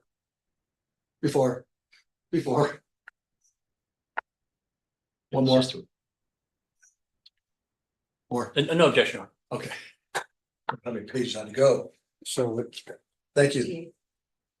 so, He just moved it in. was that? He just moved it in right now. Okay. All right, I want to just go to one part of this report that's accompanying the cover letter that SNWA provided. Let's just go to page 71, please, -071. And let's just take a look at the paragraph at the starting a concern. Right there, the last one there. Let me go ahead and read that. A concern associated with Coyote Springs Valley groundwater development is the potential impacts this development may have on Senior Muddy River surface water rights. As demonstrated by the analysis of the Muddy River flow at the Moapa gauge, surface water flows actually increased prior to and during the test. This increase is a result of reduced pumping from the alluvial aquifer by NVE. Groundwater development in Coyote Springs Valley did not result in observable effects on Muddy River stream flow. Ms. Cargill, you said that Coyote Springs joined in at least part of this report. Would this have been part of the report? Yes, And why did Coyote Springs join in this part of the report at least? because Coyote Springs agreed with Southern Nevada Water Authority's reasoning and opinion that they were offering to the Nevada State engineer. Thank you. And Hunter, if we can go back to the first page, please. So this would have been in the June 2013 time period. Yes, and Coyote Springs submitted a letter to the state engineer along with the others that said they were joining in. All right.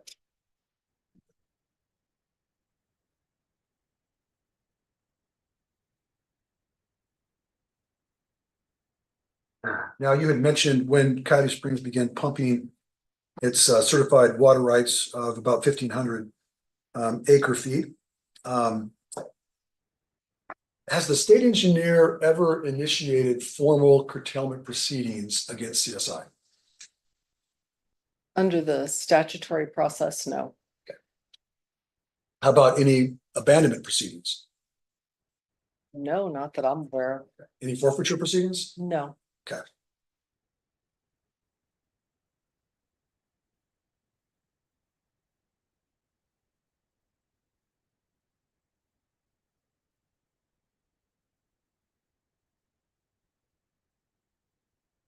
All right, now I'd like to turn, if we can, to I'd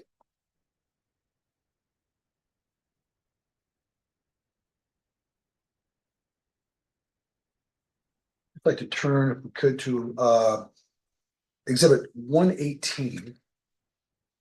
I think this is it. Thank you. And you talked about Judge Yeager's findings of facts, conclusions of law. We all know that she's had, entered two of those. We saw the 2025. I'm just returning now to the 2022. So This would be, this would have been subject to petitions for judicial review, correct? Yes. Okay. But I would like to just turn to that document and just discuss some of these points, if I could, please. This is exhibit 118. Were you at this hearing Yes, I was. on the petition for judicial review and the hearing that was held before Judge Yeager? Or Yes. hearing days? Yes, I was. Okay. And do you know what position Judge Yeager holds within this court related to water? I believe she's now the water judge or the water court, I believe is what it's called. Okay. And was there any motion practice in this case to try to get this case moved to Judge Yeager? Yes, I recall there was. Okay.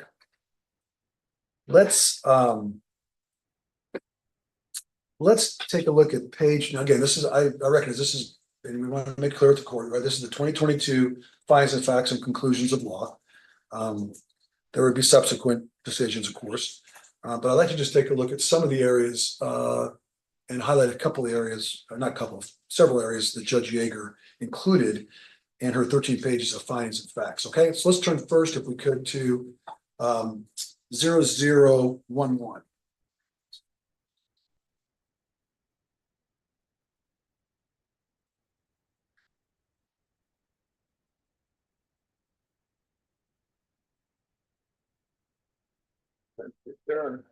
Excuse me.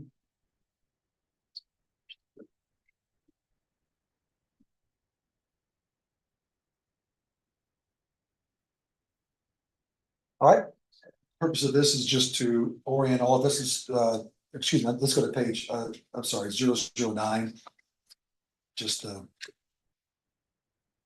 the factual history here.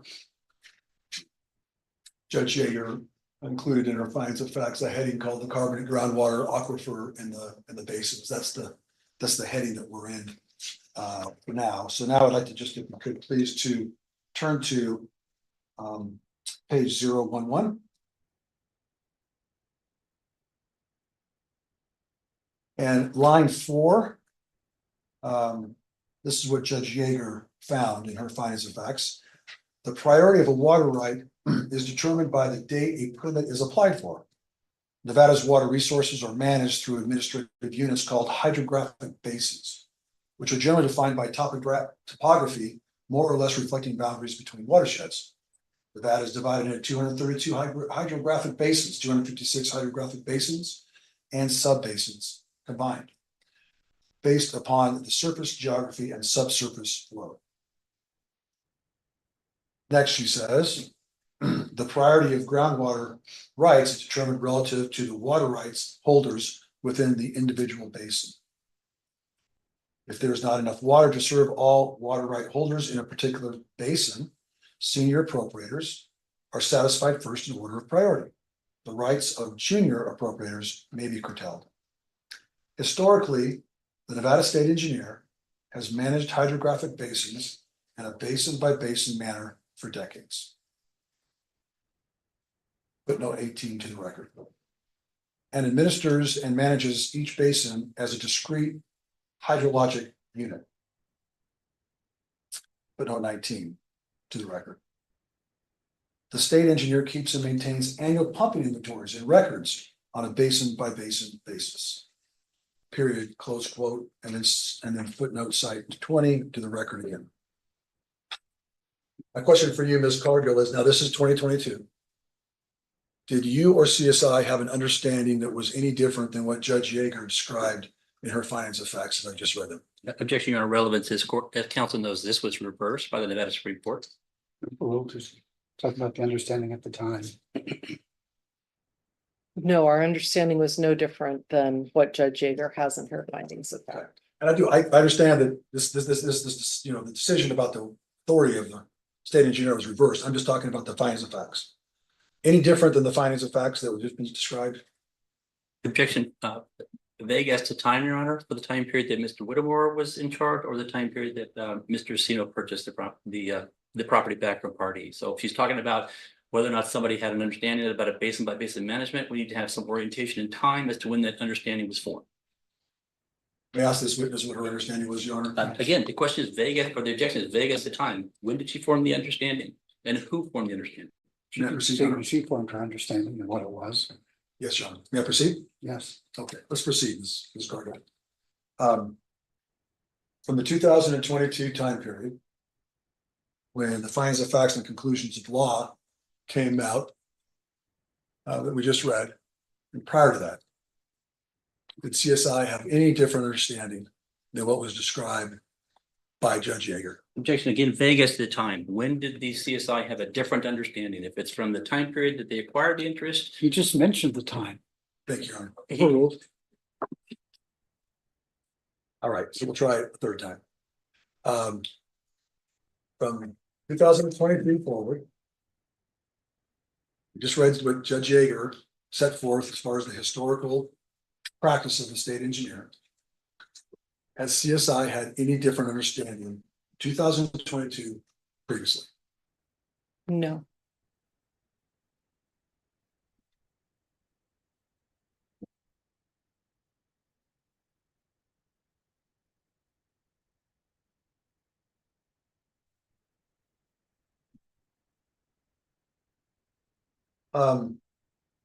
You were there at the time, the hearings, you read the findings of facts and conclusions of law. When you read them, were these findings significant, in your view, to CSI at the time that they came out? Yes, Why is that? because it supported what we believed both the state of the law to be and the way that these things were administered through the state engineer's office.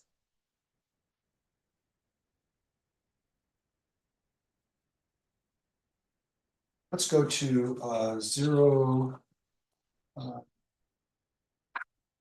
027, please.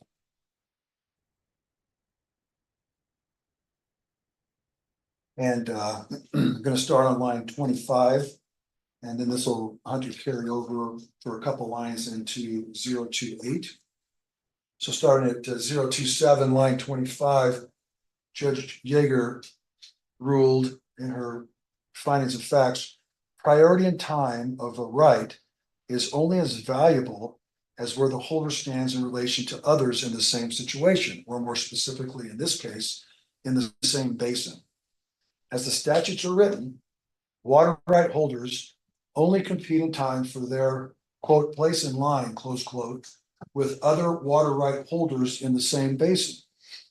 Therefore, the year that one acquires a priority right is only as important as the year that other water right holders in your basin acquired theirs. It is in this setting that the state engineer has issued Order 1309. I'll ask you if at the time that you read this, when it came out in 2022, whether this was a significant statement by the court to CSI. Yes, because it demonstrated this was our understanding. It aligned with our understanding. What we just read from Judge Yeager from 2000, let me just reorient, just restate that, sorry. From 2022, previously and prior to that time, did CSI have any understanding other than what on this subject Judge Yeager just expressed in these findings of facts and conclusions? Objection foundation, Your Honor. She's gonna have to testify as to what Mr. Whittemore knew and understood. She can't just be. Testify as general counsel and COO as to what the entity took into account. Now, I understand. I'm just making the record as vague as to time. Does it include Mr. Whittemore? Does it not include Mr. Whittemore? That's what I'm trying to get to from a foundational perspective, Your Honor. Judge, I've mentioned the time, 2022 and previously. And previously is the issue. That's my time frame, Your Honor. May I proceed? How far back does previously go? All the way back to the beginning of CSI. It goes all the way back. Then she doesn't have that foundation. I mean, that's the objection. He has the foundation from the standpoint of her position with the company. Yes, Your Honor. That's my, As of 2006, that's what she comes in. Your Honor, Ms. Cargill has said and testified that she has reviewed extensively the company's documents. She became fully educated, I've heard many times this deep dive the council talks about, fully educating herself about the company. I think she has the foundation based on her position and her prior testimony. Just for the record, Your Honors, she testified it was Mr. Whittemore's investment-backed expectations at the time he was running the company. So if she wants to try to impute her understanding of Mr. Whittemore's, that'll make that record clear. Speaking those of the company, overruled. Thank you, Your Honor. All right, so back to my question. From 2022 and previous to the time that CSI began operations, did CSI have any understanding other than what I've just read on pages 027 through 028 of Judge Yeager's findings of facts and conclusions? Objection calls for speculation. Objections noted, overruled. Thank you, Your Honor. No, All right, at this time, we'll take our afternoon recess and reconvene at 3:30. Thank you, Your Honor. Thanks so much, John. All right.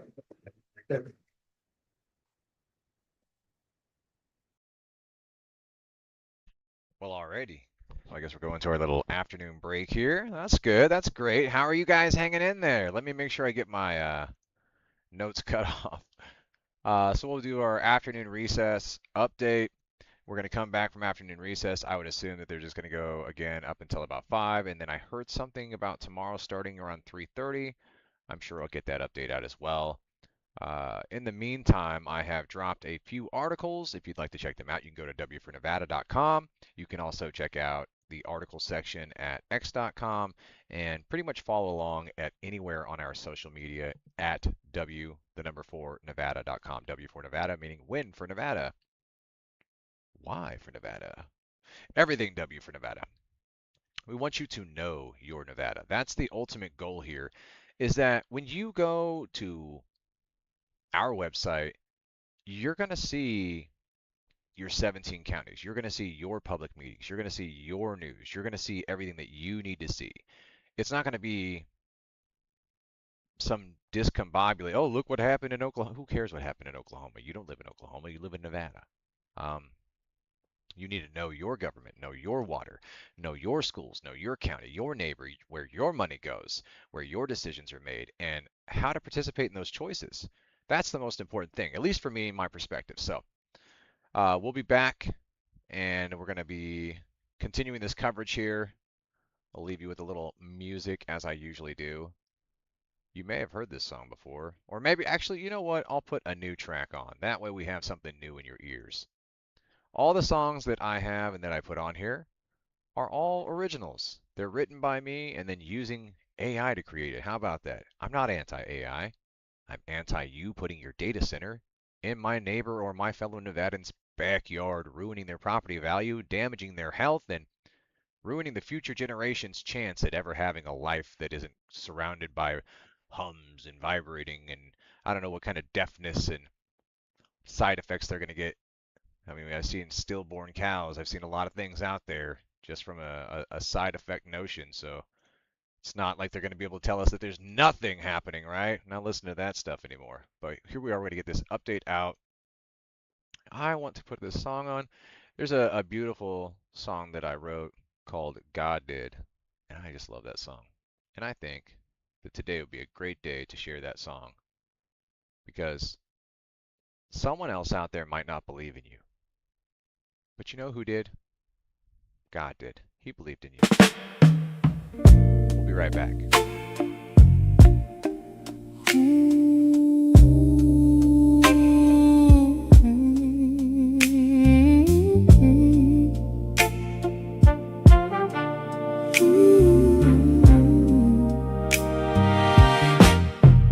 You can look me over, see the scars I wear, long road on my shoulders, still I stand right there. I came up through the hard days, dust on my shoes. You kept count of my failures, I kept my truth. I know what you said with that cool little smile. You can doubt what you want, but I've been here a while. You don't have to believe in me. God did. God did. He knew my name before I did.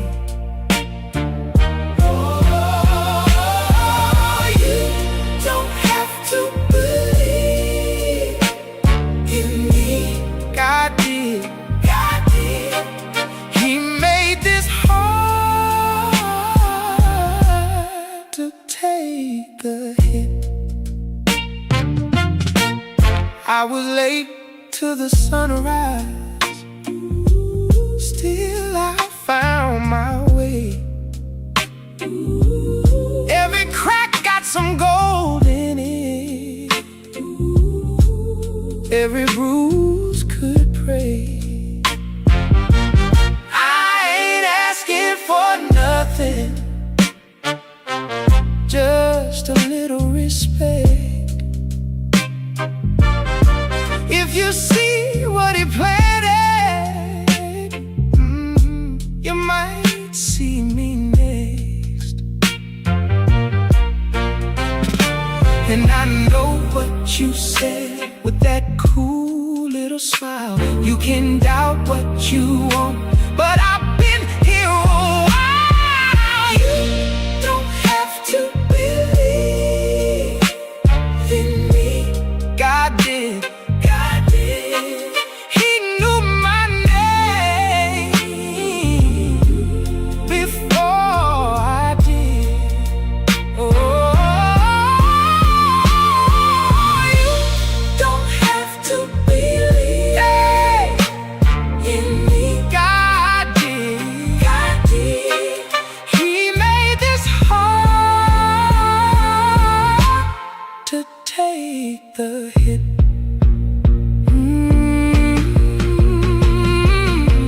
When the room got colder, he kept me warm. When the world got louder, I stayed informed. So if you can't see it, that don't change the light. He saw me broken and still said right. You don't have to believe in me. God did. God did. He knew my name before I did. Oh, you don't have to believe. Don't have to believe in me. God did. God did. He made this hard to take the hit. Ooh, you don't have to believe. Don't have to believe in me. God did. I'm still the proof that grace exists. Hey, hey, hey.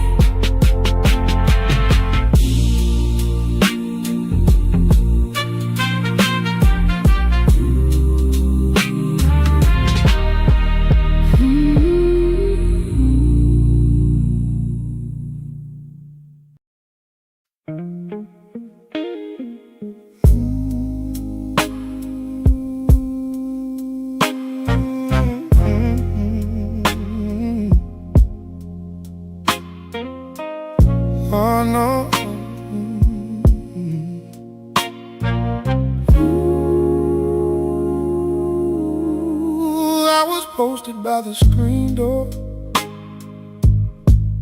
bottle sweating in my hand. Mama's words kept knocking like a train on the land. I've been dragging my shadow through that same old dust. Every hard turn I ever took turned my heart to rust. I hear you calling soft and true, saying, baby, come home, let it through. I'm tired of falling down this way. There's a better road if I just obey. Put down the drink, pick up God. Put down the drink, pick up God. I've been lost too long, now I'm coming on back, coming on back. Put down the drink. Ooh, pick up God.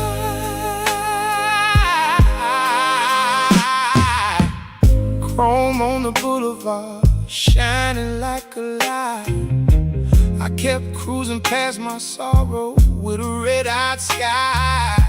But the gravel in my conscience never let me rest.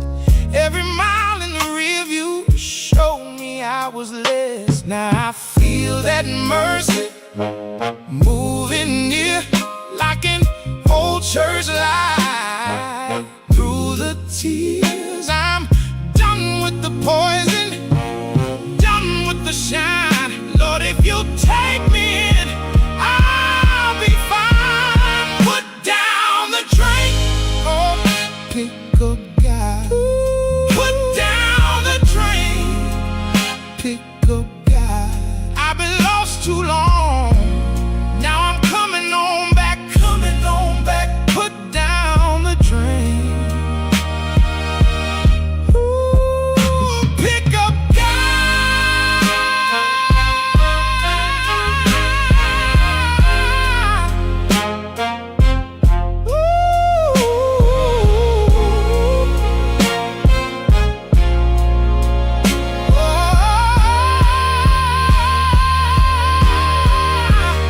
Let the bottle break on the floor tonight. Let the shame roll out. Let it lose its bite. If my hands still tremble, hold them still. I want that river, I want your will. Put down the drink, pick up God. Put down the drink, pick up God. I've been lost too long, now I'm coming on back, coming on back. Put down the drink.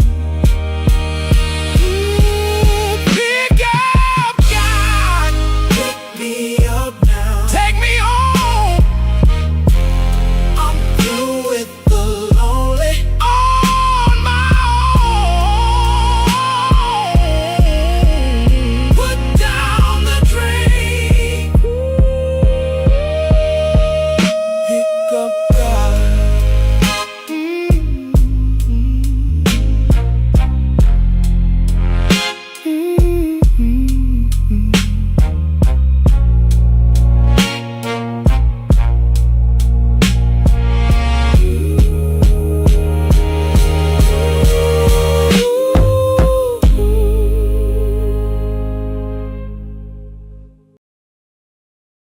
And that's probably one of my favorite songs that I've written.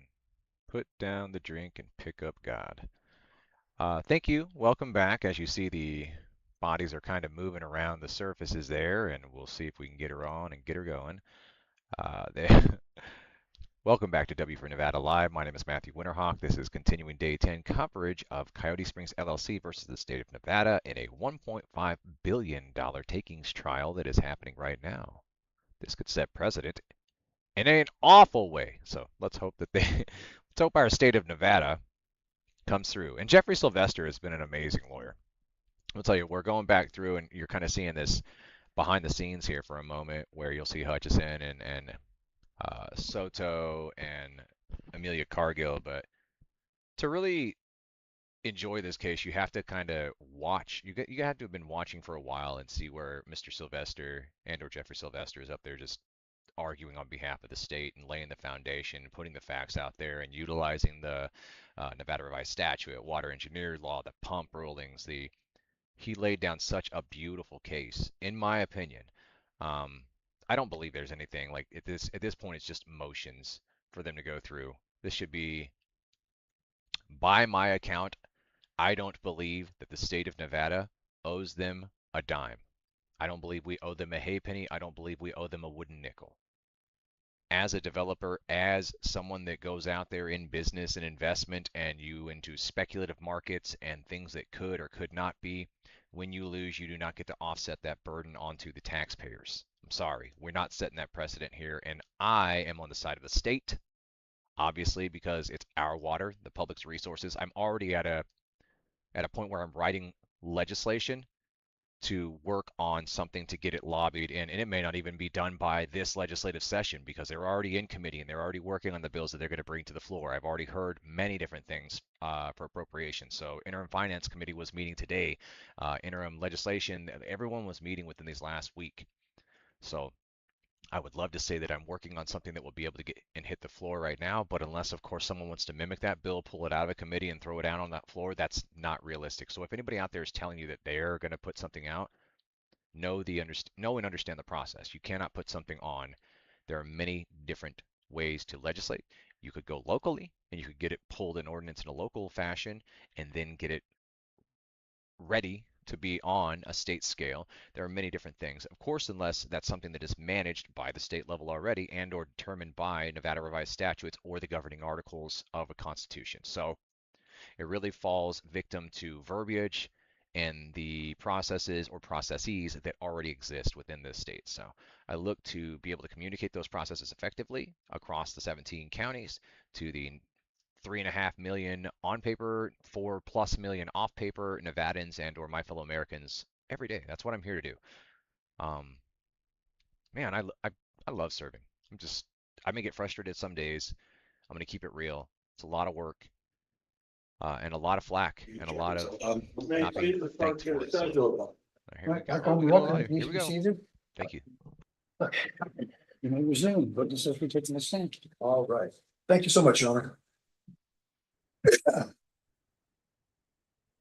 Ms. Cargill, what I'd like to have you do now is turn with me to same exhibit 118. We're going to go to page 30.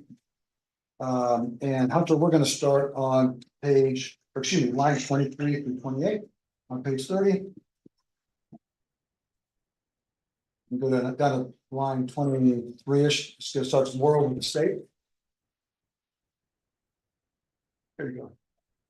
And then just go down to the next line on the next page. Take it over to the next line on the next page. Yeah. To where it ends defined. Yeah. Great. One more. There you go.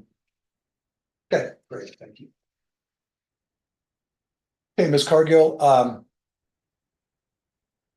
But what I'm turning to now is page 030 of Judge Yeager's 2022 findings and facts and conclusions. Well, this is the facts section. Line 23. Moreover, the state engineer has for decades administered water on the basis of hydrographic basins identified, described, and released to the public and relied upon by the legislature, former state engineers, and the public. Applications to appropriate water are and have been on the basis of each hydrographic basin. Protests, agreements, and resolutions of water applications have been on the basis of each basin. Furthermore, statutes require the state engineer consider available water and appropriations based on the basins already defined. Ms. Cargill, when you read this and CSI considered this at the time it was issued, did it have significance to you?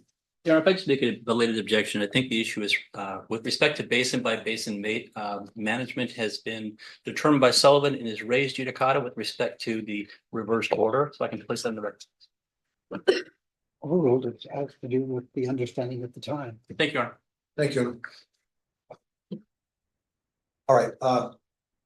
Based on what I just read, that's where I'm focusing your attention. When you and CSI considered the statements by Judge Yeager at the time, did they have significance to you in CSI? Yes. Why is that? Because this was our understanding of what the state of the status of the law and the way that it was carried out and how the water rights were administered and basin by basin management existed. From 2022, when Judge Yeager's findings of facts and conclusions of law came out, and previous to that time period, as we discussed before, did CSI have any understanding that differed from what I just read in Judge Yeager's decision? Again, Your Honor, just for the record, calls for speculation and foundation. Overruled, you made your record. Overruled. Thank you, Your Honor. Continuing objections. I'll continue it. Thank you very much. No, they were not. Thank you. All right. Hunter, can we turn to page 017, please?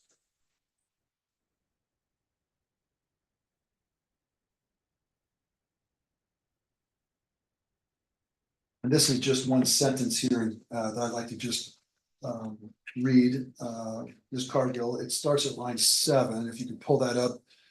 Hunter, 7 and 8, it starts the LWRFS. That sentence there. Thank you. Judge Yeager wrote in her decision, the LWRFS is the first multi-basin area that the Nevada State Engineer has designated in state history. Period, close quote. At the time that you and CSI considered and read Judge Yeager's decision in 2022, did the fact that the Lower White River flow system is the first multi-basin area that the Nevada State Engineer has created in state history have significance to you and CSI?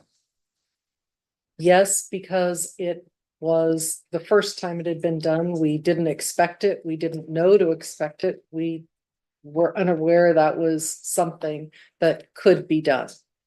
And from the 2002 time period and prior to that time period, was CSI's understanding any different about this subject than what I've just read by Judge Yeager? No, it was not. Hunter, please go to 021.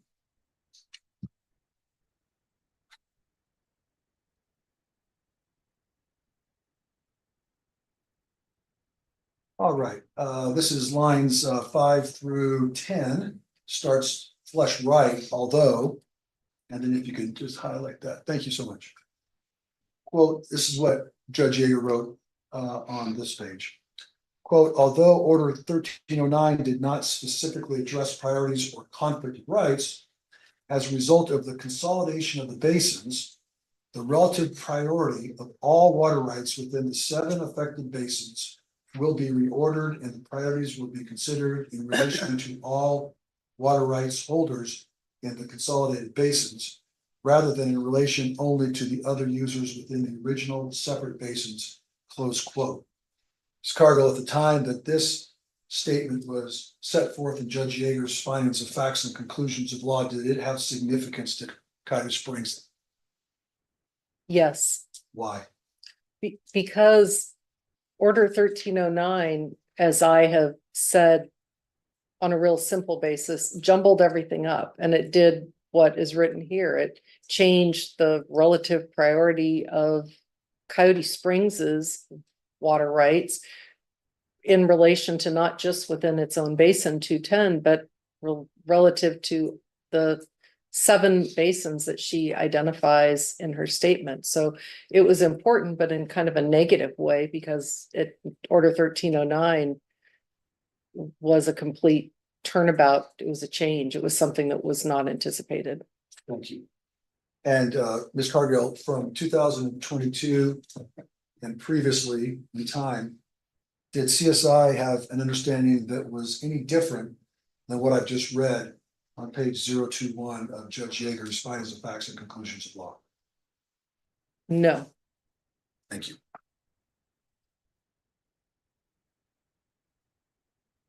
All right, and finally, for this document, let's go to 026.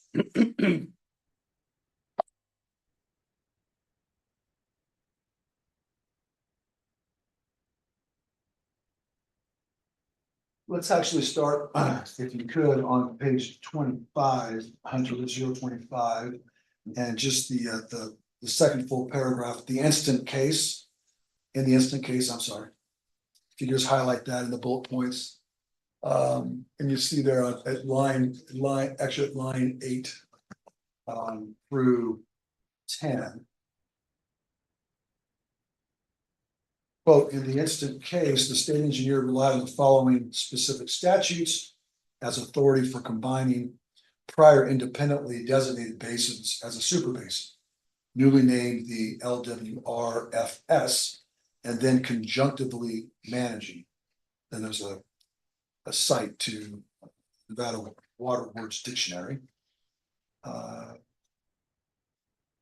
This super basin. So I can read the last part again, quote, and then conjunctively managing this super basin, close quote. Then there's a colon. And then there are statutes set forth. Here, 1, 2, 3, 4 on page 25. Then if Hunter, you go to the next page, you'll see 2 more. And then if you could highlight lines 5 through 7, please. There you go, thank you. However, as further discussed below, the state engineer's reliance on these statutes for authority is misplaced, and his actions upend the bedrock principles of the prior appropriation doctrine, close quote. When you and CSI considered and reviewed this part of Judge Yeager's ruling, did it have significance to CSI? Yes, Why? because we agreed with Judge Yeager that what the state engineer was doing was a significant change. And as she said, it upended the bedrock principles of prior appropriation doctrine. We agreed with that statement. It during the course of time that CSI was developing Coyote Springs, did it rely on the bedrock principle of prior appropriation doctrine? Yes, it did.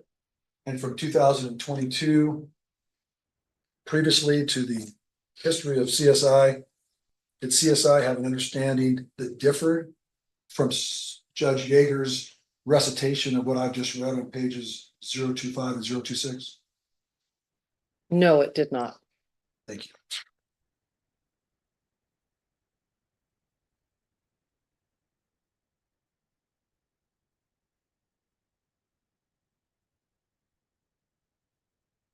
Now, we've heard about the Sullivan decision, and we know that the Sullivan decision reversed the holding of Judge Yeager about this state engineer's authority. Yes, You talked about that with Mr. Sylvester before. yes, I did. Okay. Prior to Sullivan coming out, did CSI know that the state engineer had the authority to do all of the things that this Nevada Supreme Court said it had the authority to do in the Sullivan decision?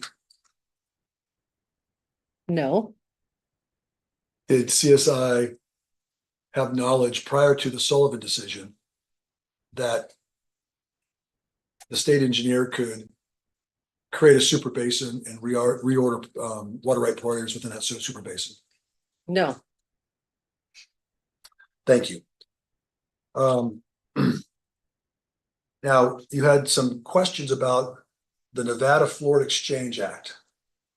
And I'm just going to pull up the exhibit, but I'm not going to spend much time. I'm not even going to look at that. I just want to just reorient everybody, just what we're talking about. If we could pull up exhibit 3028, please. 3028. And you can just keep it right there, Hunter, on that first page, but I just want to remind us that that's what we're talking about, okay? all right. And I only have 2 questions for you. Has the Interior Secretary of the United States informed CSI about a finding that triggered the notice requirement under the Act because withdrawal of groundwater from the aquifer beneath CSI's land adversely affects the habitat of endangered or threatened species? No, Thank you. To your knowledge, has the state engineer informed CSI that the state engineer is taking actions under the Nevada Florida Exchange Act because the withdrawal of groundwater from the aquifer beneath CSI's land adversely affects the habitat of endangered or threatened species? Jeremy, my objection continues, Your Honor, please. Yes. Thank you. no,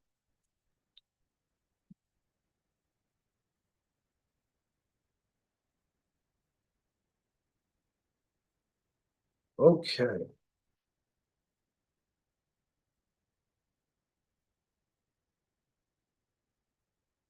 Can I take care of one quick housekeeping matter before I forget? I'm just gonna show the witness this document, Councilman. Your Honor, I'm just gonna show the witness a document. Happy to show the court when I'm showing the witness. It's I just wanted to have her get the date right, or just the date stated on the record. Your Honor, may I approach the witness? Yes. Okay. Ms. Cargill, I'd asked you about the stipulation in order of actually the dismissal. You talked about the dismissal of the petition for judicial review concerning Clark County Board of Commissioners. Can you just, for the record, indicate when that dismissal was filed, please? And let the record reflect that I'm handing the witness a document titled stipulation in order to dismiss the action without prejudice. Thank you. April 29th, 2024. Great, thank you so much.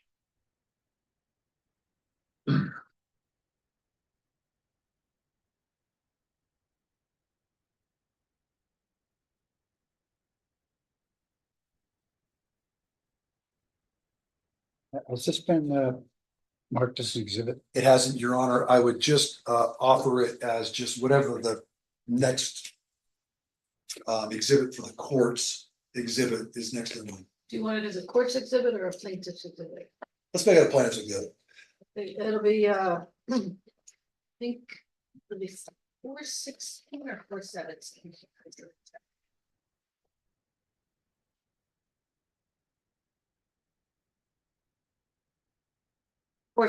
4017. Your Honor, I offer 4017. That would be a defendant's number, Oh, I'm sorry. 40. I apologize. so I think I don't want to do anything to help their case. Still, No, yours is 542 will be next. Yeah. 542, okay. Your Honor, I offer exhibit 542. no objection, Your Honor. Submitted. Thank you, counsel. Thank you, Your Honor.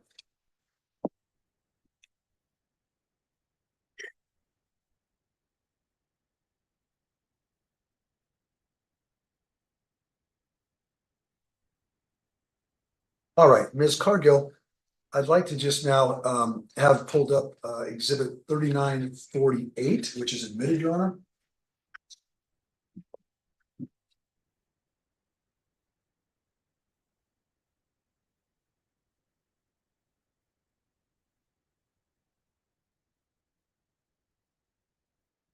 And let's see.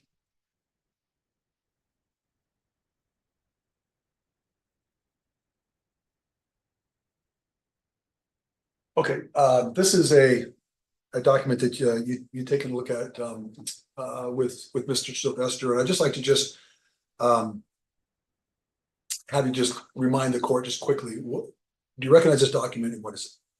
Yes, this is the request to investigate alleged violation filed by the Southern Nevada Water Authority, alleging that all groundwater users within the lower White River flow system have been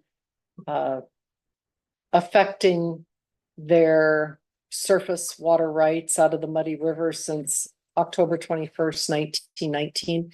Okay, And I think the date filed was in late summer, early fall 2019, but we'd need to look at the next page. can we go to the next page, please? July 3rd, 2019 by Okay. Mr. Tim O'Connor. So can you, this would have been after the May 16, 2018 letter? Yes, it Obviously, is. okay. And would it have been after the emails that we looked at between Jason King and Albert III about no prior complaints concerning pumping? Yes. Okay. To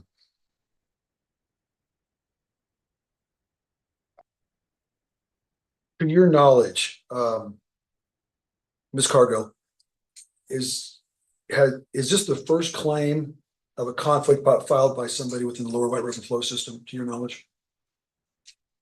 To my knowledge. Okay. Do you have any knowledge about whether the state engineer has acted on this Southern Nevada Water Authority request for investigation or claim of conflict in the 7 years since it was filed? My knowledge comes from having been at the hearing in February of 2026, and I looked the date of that hearing up and it was February 25th, 2026. And at the phase 2 hearing, Mr. Taggart's for the Southern Nevada Water Authority stood up and commented that Action calls for hearsay, Your Honor.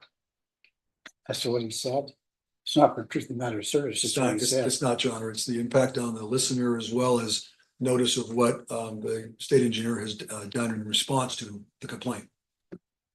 he was providing comments, and one of his comments was that this would be a good place to start, that nothing had been done with this, that it should be picked up and taken care of. And that would have been, you said, in February of 2026? Yes.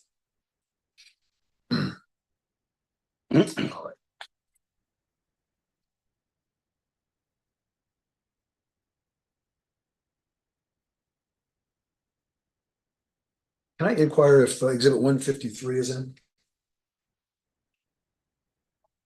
153? Okay. I don't show Do it, no. you show it, Madam Clerk? No, no. Okay, thank you. Which number is it? 153, Your Honor. 153.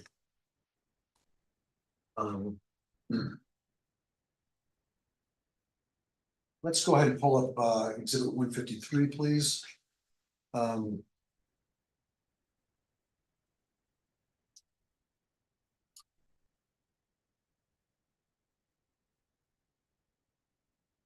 Ms. Cargill, this is the front page of a transcript of a proceeding. It looks like, do you recognize this document? Yes, I do. And based on its date and who the parties are, do you know what this transcript is about? This is a transcript from a hearing in front of Judge Bear on the first petition for judicial review that Coyote Springs filed on the May 16, 2018 letter from the state engineer. Okay. And this would have, then would have been Mr., and I always forget how to pronounce his name. Robinson? No. No? That one I can't handle. What's the second one? Mr. Balaton? A lot. Okay.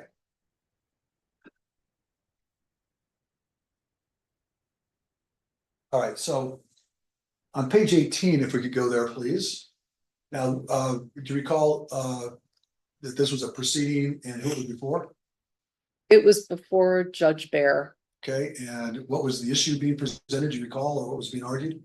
I believe that the state of Nevada, Mr. Balaton, was arguing that the May 16, 2018 letter was not a final decision, and Coyote Springs, Mr. Robinson, was arguing that it was a final decision. Okay, so if we could go to page 18 of that transcript now, and we'll just I'll just read a couple lines of Mr. Balaton's point. Line 17 through 22 on page 018, Mr. Balaton.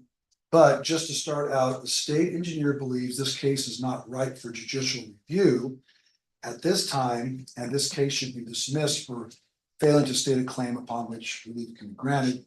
This case is based on a letter, and we've discussed, sent by the state engineer. Now, Hunter, if you could just skip some of this, just turn over to the next page, page 9, where he says on page 19, line 9, where he then says, however, here no order or decision has been made. Okay. And what I'd like to do is turn over to the court's statement in regards to Mr. Balaton's argument on page 20, lines 6 through 16. The court, let me interrupt you. Do you think that the water district felt that it was? I mean, if you look at the June 6, 2018 letter from the water district to the petitioner, it starts with this idea based upon the state engineer's guidance and goes on, as you know, uses the word futile. Accordingly, we're directing staff to discontinue inspections and plan review. So it seems like the water district relied upon the state engineer's guidance to affect the rights of the petitioner to me. Close quote. when you said that you were at this hearing, and did this statement by the court, Judge Bear, have significance to you in the context of the May 16, 2018 letter? Yes, we believe that Judge Bear was indicating that the May 16 letter was in fact a final decision. And we've heard references to the May 16, 2018 letter as an opinion letter. And do you agree with that characterization, by the way? No, Is there anything, is there anything about the hearing and what Judge Bear said that supports your point? Judge Bear indicated that, I don't remember if he said more than that than what you just read, but I thought he had, but maybe not. He had indicated that it was a final order or a final decision. I don't remember his exact words that he used, but it was something that a petition could be filed upon. And Just as wanna a ask result of- question. I need to, it's referencing a June 2018 letter. I want to. Yeah, that June 6th, 2018 letter, is that something we can bring up, Risa, or? Yeah.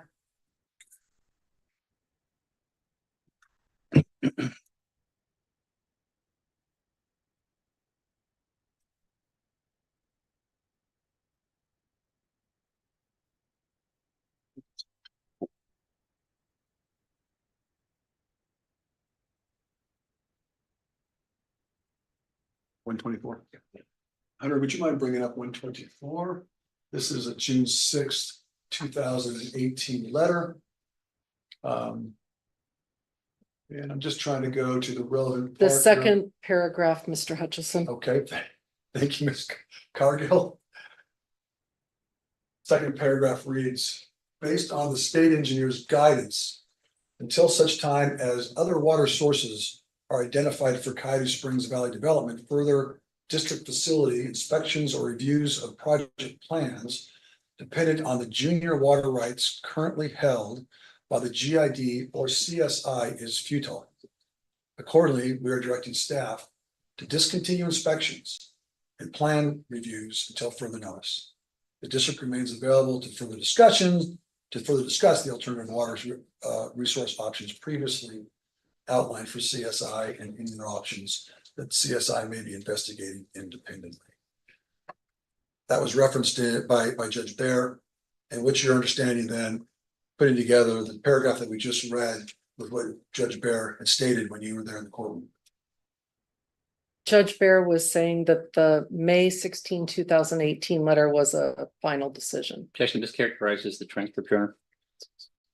Again, the transcript refers to a June 6, 2018 letter, not a May 18, 2018. Right. All right.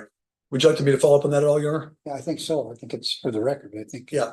So the transcript is referencing a June 6, 2018 letter, which we pulled up as exhibit 124, based on your understanding, being in the courtroom and understanding the arguments. Was this letter, that exhibit 124, the letter that Judge Bear was referencing in the transcript? Yes, my recollection is that this letter had been provided as an exhibit by either Coyote Springs or the state of Nevada before this hearing and whatever motion practice was done. And that the water authority, I believe, was even in the courtroom. I believe Mr. Taggart was actually there that day. Very well.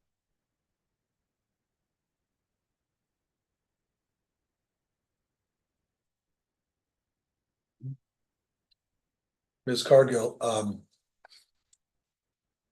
do you know what the court was referring to and the letter refers to when it says accordingly we're directing staff to discontinue inspection and plan review? Yes, it was the letter that is on the left-hand side of the screen, wherein the Las Vegas Valley Water District was saying to Coyote Springs, we're not going to come out and do any more inspections because we've seen the May 16, 2018 letter And because of that May 16, 2018 letter, we think further inspections are futile. And they directed their staff to stop doing inspections. And is that May 16, 2018 letter referenced in the first paragraph of the June 6, 2018 letter, which is exhibit 214? Yes, and it's referenced in the third paragraph also. Very well, thank you.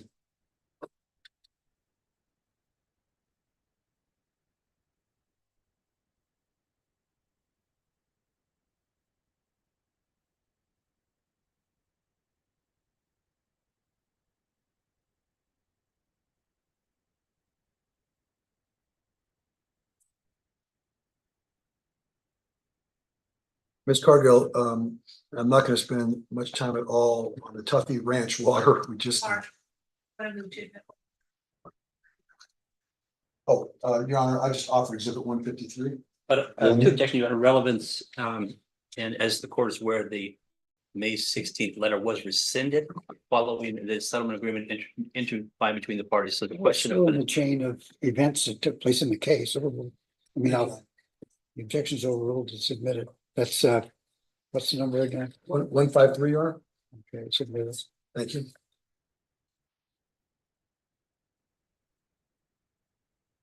Turning to Tuffy, the Tuffy water that we've just been talking about here and we talked about previously, just very quickly. Do CSI's claims in this case have anything to do with the Tuffy Ranch water? No, Does CSI claim that the state engineer exercised its governmental authority and regulation and thereby took the Tuffy Ranch water? no,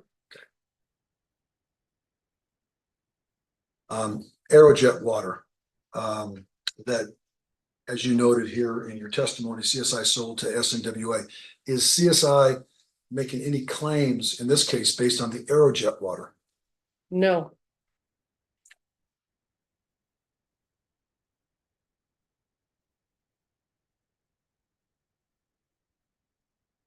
I'd like to just turn your attention now to questions about different parcels that CSI owns, and was the subject of some discussion with you and Mr. Sylvester in cross-examination. Did for the general improvement districts, I'm sorry, for the general improvement districts, where were the general improvement districts located? For as they relate to Coyote Springs? the Clark County Coyote Springs Water Resources General Improvement District that is for the Clark County portion. It was formed in Clark County and it's only for its service territory that was adopted upon creation is only in the Clark County portion of Coyote Springs. Then in Lincoln County, I think Mr. Sylvester and I touched on the GIDs that are in Lincoln County. Those are completely separate. Those were formed in Lincoln County and dissolved in Lincoln County, but they were only in the Lincoln County portion of the property. Okay. For public services such as schools and policing, fire, flood control, those sorts of things, where were those particular services intended to be located? Clark County would be governed by Clark County agencies, and similarly, Lincoln County would be governed by Lincoln County agencies.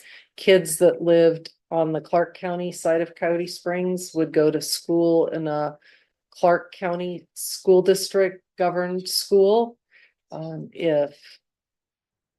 If you had to go to court because you got a speeding ticket inside Coyote Springs, if it was a public road, you'd be going to court in Clark County. How about funding? How were those public services intended to be funded as they relate to Clark and Lincoln County? By putting aside the general improvement district in Clark County, by property taxes. To the extent that they're agencies that are supported by property tax and not sales tax. Sales tax would be the same thing, but that's done a little bit differently.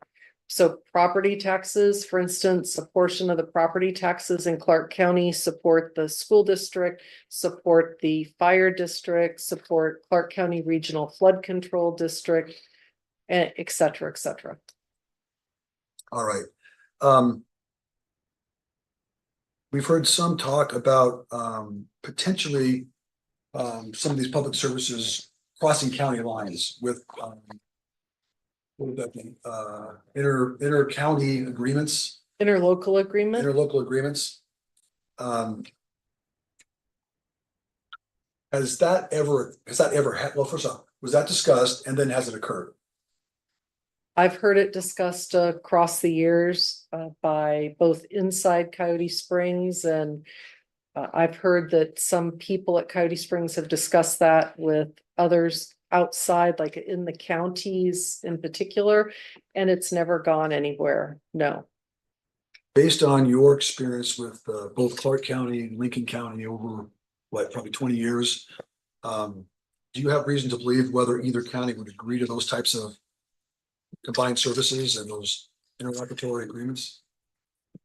No, based on my understanding, because the counties want to keep their own property taxes for themselves and they don't want to get into giving up any of their own property taxes. And the lifestyles and the what's important for various services differs in each of Lincoln County and Clark County. Thank you. We've heard about the multi-species habitat conservation plans in both counties, and I'm not going to review those again, but just how are the fee structures arranged for those two plans? Well, not just the fee structure, everything about for instance, on the Clark County side, it's governed by the Clark County Habitat Conservation Plan, and the money that you pay per acre goes to the Clark County Conservation or whatever. I can't remember the exact name, but it's paid to a Clark County agency for those fees, for that tortoise clearance fee.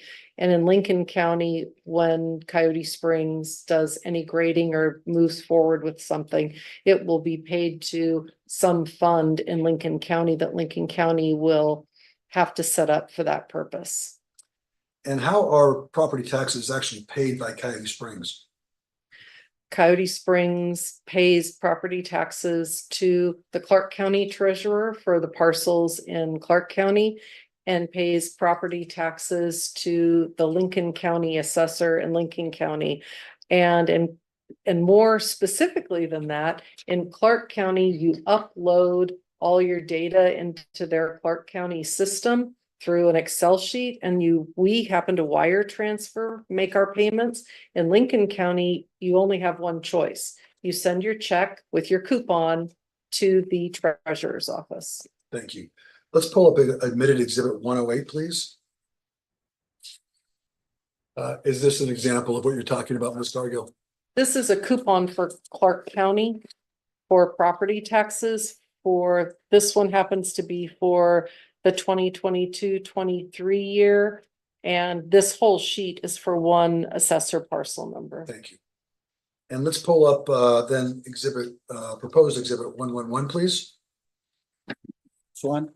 111, Your Honor. Proposed exhibit 111. And Ms. Cargill, do you recognize this document? Yes, this is a property tax bill and coupons for Lincoln County for the year 2022-2023. Thank you. Offer exhibit 111, Your Honor. No objection. Thank you.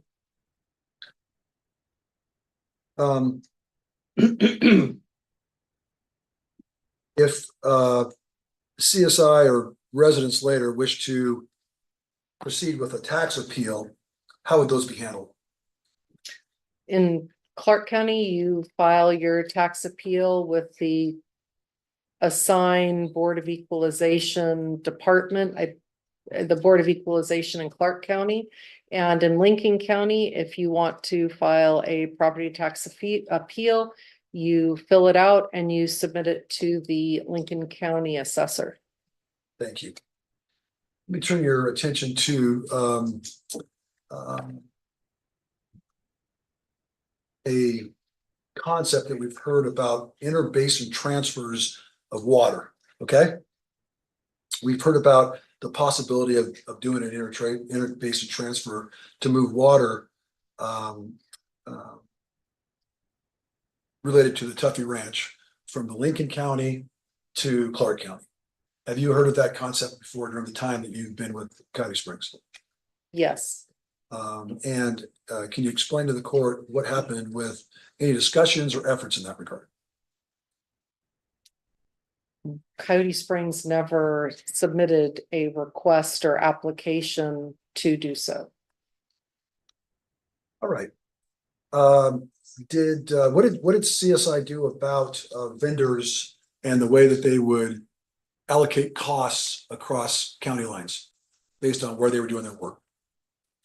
Two different things. We would, if we hired a contractor, a vendor, not necessarily a contractor, any vendor, and that vendor was going to provide services that may be done in both counties or for the benefit of whatever development was in Lincoln or whatever development was in Clark, we would set them up in a way that they would then bill their time accordingly. So when they were working on something that affected Clark County, they would put their hours down for that. And if they were working on something that affected Lincoln County, they would put their hours down for that. And then when Coyote Springs paid those invoices that resulted, Coyote Springs then accounts for those in separate categories, meaning there are cost codes that are specific to Lincoln County and a variety of Lincoln County projects, and the same with Clark County. There are categories that are called, I think, Clark County overall and Lincoln County overall, or you might then say Clark County well 1, Clark County well 2, Lincoln County, I don't know, some category for Lincoln County, whatever it might be. Thank you. Let's pull up some examples. Can we have exhibit 126 and go to 005, please? Ms. Cargill, is this a document that you recognize? And maybe we can go back to 001 just to give you a heads up there. It appears to be a check. And next page, please. Next page. Next page. Next page. So that gets us there. All right. I'm just going to be offering 126-005. Do you recognize this document? Yes, this is an internal accounting document from our records. And what does it show? It shows that it shows Resource Concepts, which is a vendor that we've used, and it shows the job number in the far left-hand column, and that job number then equates to the categories I was describing, and it shows the description, and it says Clark County HCP funding, Lincoln County HCP funding, and then it also has a further description, a few more columns over, and you can see Clark County CC Preserved Lands Vegetation Survey, and then you see LC Preserved Lands Vegetation Survey and LC Lincoln County Private Lands Vegetation Survey. And this was a project that Resource Concepts was doing related to habitat conservation areas, and they were surveying the preserved lands, the BLM lease lands in Clark County. They were surveying the Lincoln County BLM conservation preserved lands and the Lincoln County private lands for a vegetation survey that needed to be done. And it shows then when it says total commitment, that's like saying the total budget that was approved by the company for each of those line items. And then it shows what was previously paid, what the how much was left to be paid, what the percentages are. And it demonstrates that for each county, we accounted for it separately, and the vendor billed for it then separately as well. Why would Coyote Springs account for costs and require costs to be allocated by separate county? Because they were completely separate projects in our mind.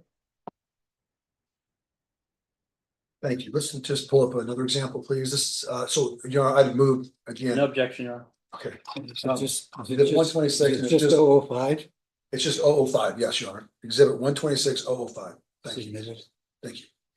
Now if we can go to exhibit 127-004, please. Is it just page 5 of 120? Yeah, just page 5. We can get that to you. Okay.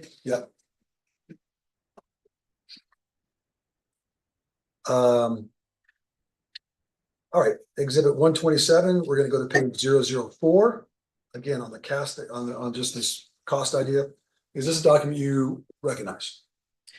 Yes, this is a similar type page that's laid out a little bit differently, but it's for the vendor. You see in the upper left-hand corner, Robson, ROBCYN LLC. Was Mike Ford's company. And it shows the work he was doing in Clark County. It shows work he was doing in Lincoln County. And then it shows general CSI that he was working on as well. And so he billed for the separate counties. And you can see at the cost codes, the job code rather is different.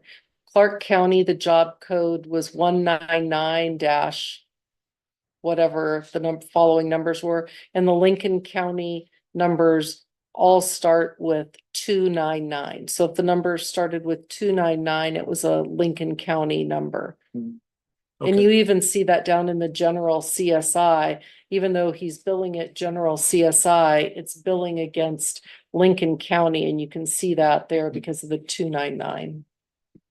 So in the accounting program inside the computer then takes and consolidates all of those together. The Clark County costs as well as As the separate, separately with Lincoln County costs. yes, separate for Lincoln County and separate for Clark County. Your Honor, I'd offer exhibit 127 and just page 004. No objection. Submitted. Thank you. We've seen this one before, Ms. Cargill. Let's just quickly pull up 3848 if we could, Hunter. And all I want you to do is just focus on just the allocation, how fees are allocated, or excuse me, costs are allocated here in terms of handling the counties. And so when we created this, we took and we put all the Lincoln County specific costs. We first said the first column, total of everything, including management fees. We then subtracted out the Lincoln County specific costs. And then and in order to say if it wasn't Lincoln County specific, it was Clark County.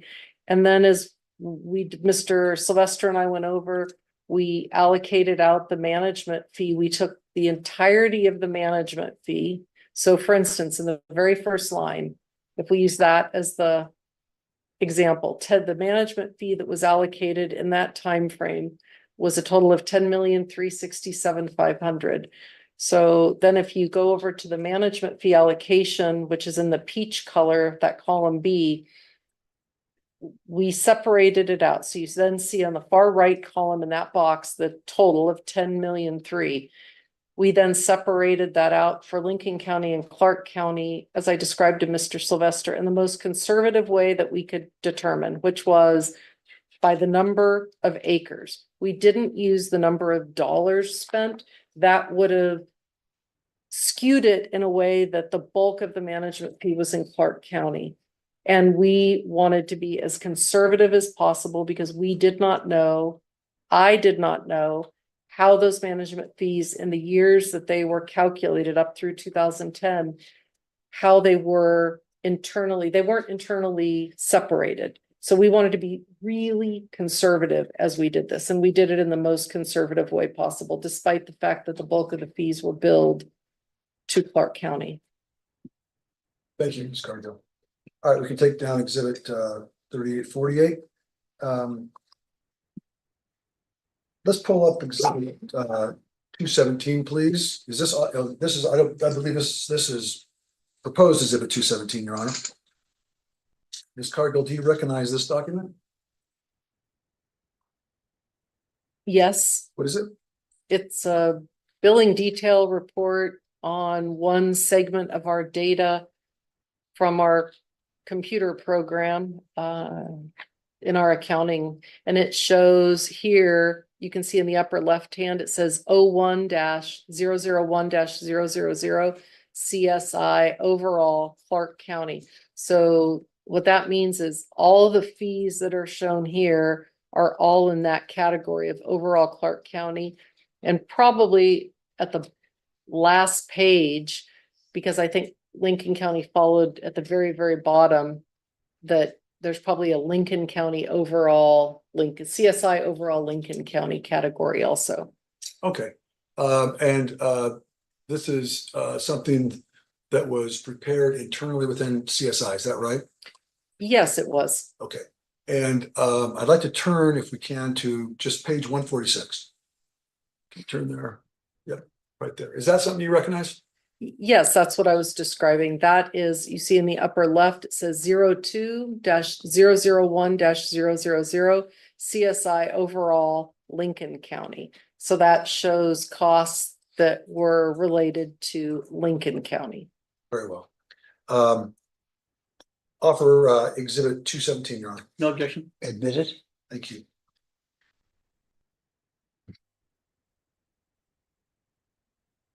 All right.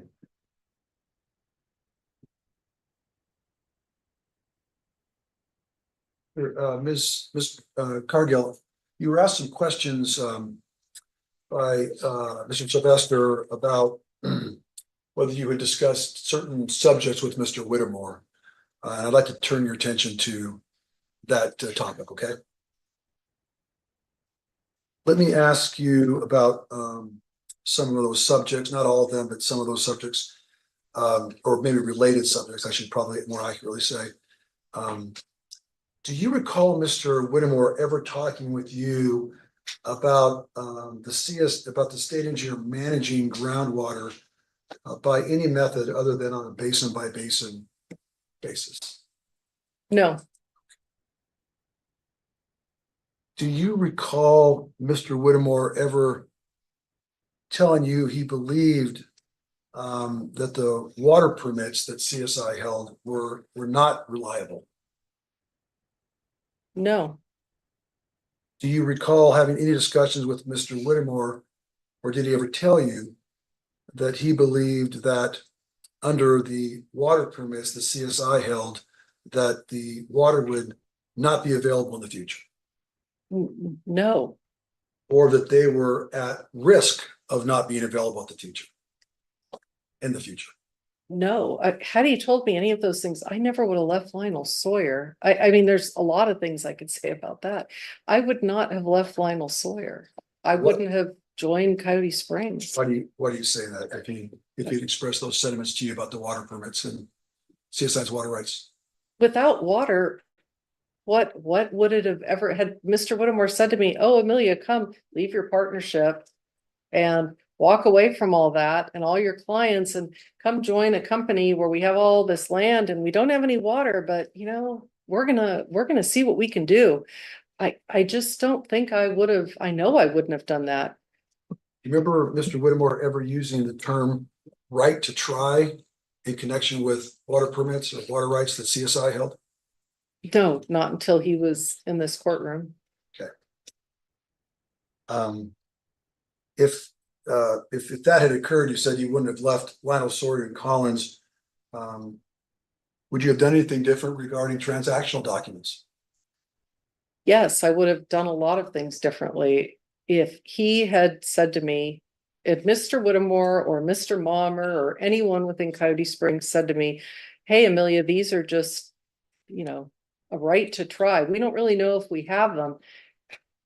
I would have, I think that I know I would have put provisions into documents and insisted that we put caveats in to protect not only Coyote Springs, but Mr. Whittemore himself from signing documents and moving forward in documents where he was making representations and warranties and covenants and telling people, yes, putting right into recitals in the bodies of agreements. We own 4,600 acre feet of water. We have 4,140 for development, representing and warranting to banks and lenders.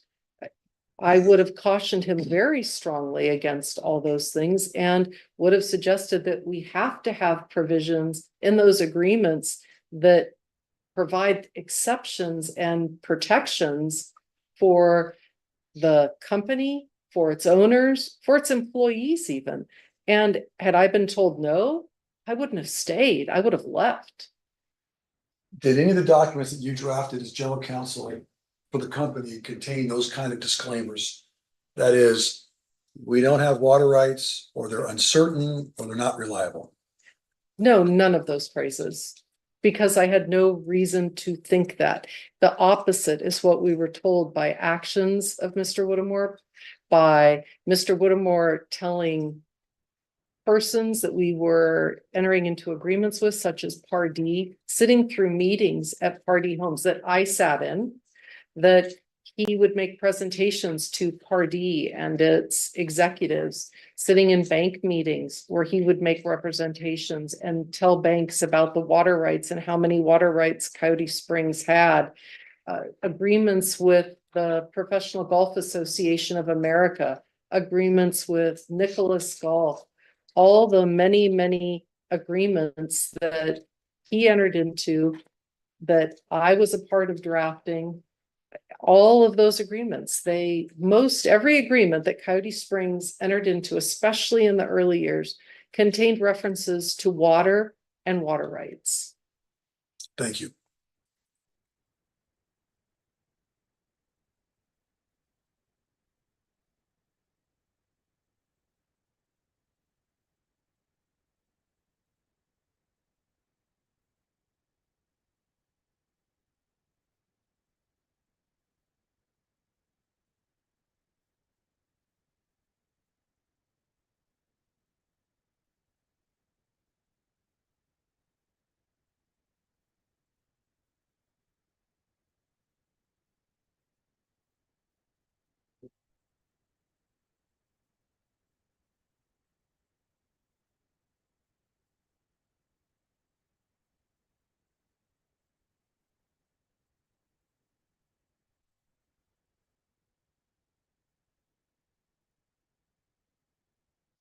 All right. Ms. Cargill, I'd like to now turn your attention to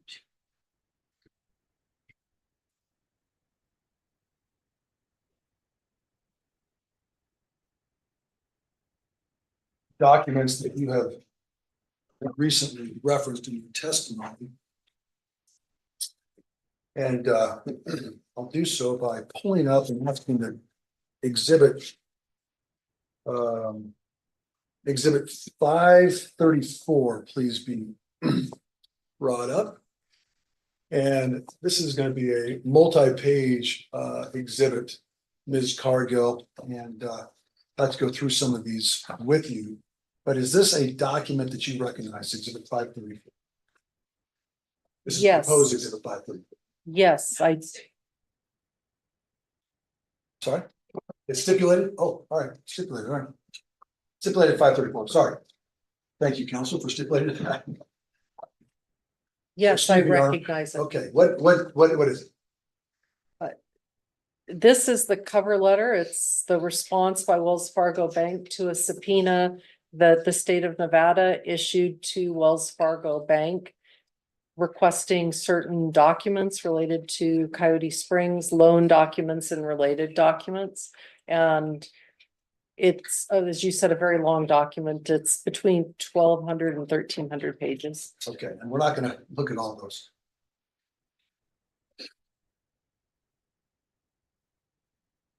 Okay, so counsel, my co-counsel here, Mr. Kennedy, reminds me that there may be some personal financial information in some of these documents, and if you see anything like that, would you please make a note, and then we'll ask the court if we can designate these pages as confidential, so they're not disclosing any personal financial information, okay? I agree. And you're referring to pages that contain personal financial numbers, not the loan documents themselves. I'm talking about, right, personal financial numbers, information, right, that would be not disclose social security numbers. I that kind of- agree. that kind of stuff. Okay, I will absolutely alert on that. thank you. All right, first one I'd like to go to is just not just, but let's go to page 668 of this document, please. This is a completion guarantee related to the first loan between Wells Fargo and Coyote Springs Investment as a borrower. You can see the word Coyote Spring Investment, and it describes it as a borrow in the fourth line from the bottom in the first paragraph. Just blow up that first paragraph, that first whole paragraph there, Hunter. Yeah, there you go. Yes, so Coyote Springs is identified as the borrower. And the date of the document is September 8th, 2005. And this identifies the guarantors that are signing this completion guarantee. It's Mr. Tom Sino and Mr. Harvey Sino. Mr. Tom Sino has a variety of trusts in addition to himself personally, but it's also Mr. Harvey Whittemore personally. And they're guaranteeing Wells Fargo Bank related to a revolving credit agreement of the same date, September 8th. Okay, let's go down to the next, just the first recital, please, recital A, just quickly, what does this tell us? It identifies that the underlying credit agreement was for the dollar amount of $30 million. In what order is this agreement? It's the first one between Coyote Springs and Wells Fargo. Okay, so this would be the original credit agreement? Yes. Okay. This is the original guarantee for the first credit agreement. All righty. And then for $30 million, let's go ahead and just turn the page to 676, please. And do you recognize the signatures on page 676? The This- signature on page 676? This is just the signature page for Mr. Whittemore. There is another signature page, one before, one after, that's Mr. Sino. Let's go to the next one, next page, please. That's what you're referencing. Yes, and Mr. Sino's signature as well. All right, very well. Let's go now, if we can, to page 761 of exhibit 534. And just please briefly describe what this document is. This is the cover page to the revolving credit agreement from September 8th, 2005 between Coyote Springs' investment as borrower and Wells Fargo Bank as lender. And if we go to the next page. And may I just also say, we see that loan number on the first page here, 101452. Yes. And all of the loan agreements and documents that we'll look at in this whole series, each of them is related to that same loan number. When the loan amount went up, it went down, it changed, that same loan number applies to all of the documents we'll look at. And we'll see these series of loan documents, but do you know what purpose these loan proceeds were being used for? It was all related to development and construction at Coyote Springs for Coyote Spring Investments, obligations for development, as well as then to pay for staff and engineers and all of the work that Coyote Springs was doing at this time. Okay, now can we look at page 769? And if you could just magnify the first two paragraphs, please, and Ms. Carter just briefly explain what these paragraphs describe. This is the opening to the credit agreement for the cover page we just saw, and it is the start of the actual agreement. And it's a revolving credit agreement, meaning it's not a term loan. It was a revolving credit line dated September 8, 2005 between Coyote Springs' investment as borrower and Wells Fargo Bank National Association as administrative agent and sole lead arranger as lender. Okay. And then the second paragraph identifies that there will be a $30 million secured revolving credit facility, which will include a $10 million A&D sub facility and a $5 million letter of credit sub facility. Thank you. Let's go to page 777, please. And if you could go down about 2/3 of the way down, guarantor, can you please magnify that? And will you please just describe the significance of this section, this part? This then ties this agreement to that guarantee that we saw just before this. And it says, in fact, these are the guarantors for this loan, which is Mr. Tomasino and his trusts and Mr. Harvey Whittemore. He is Harvey Whittemore. Okay, thank you. And then if we can please go to 784, this is the same document, just later on in the document itself. And if you can go all the way to the bottom, undeveloped land. Can you please describe to the court the significance of this provision? Can we see the rest of it? Can we put it all in one block? 16 to 17, Yes, thank you. So all the way down to unit, yeah. correct. So under the loan agreement, in order for the land to be identified that would secure this loan, it either had to be developed or undeveloped. And then that affected how much money was available to be drawn down on the loan. And the definition of undeveloped land, it's important because you can't even get security under your loan unless you meet this basic definition.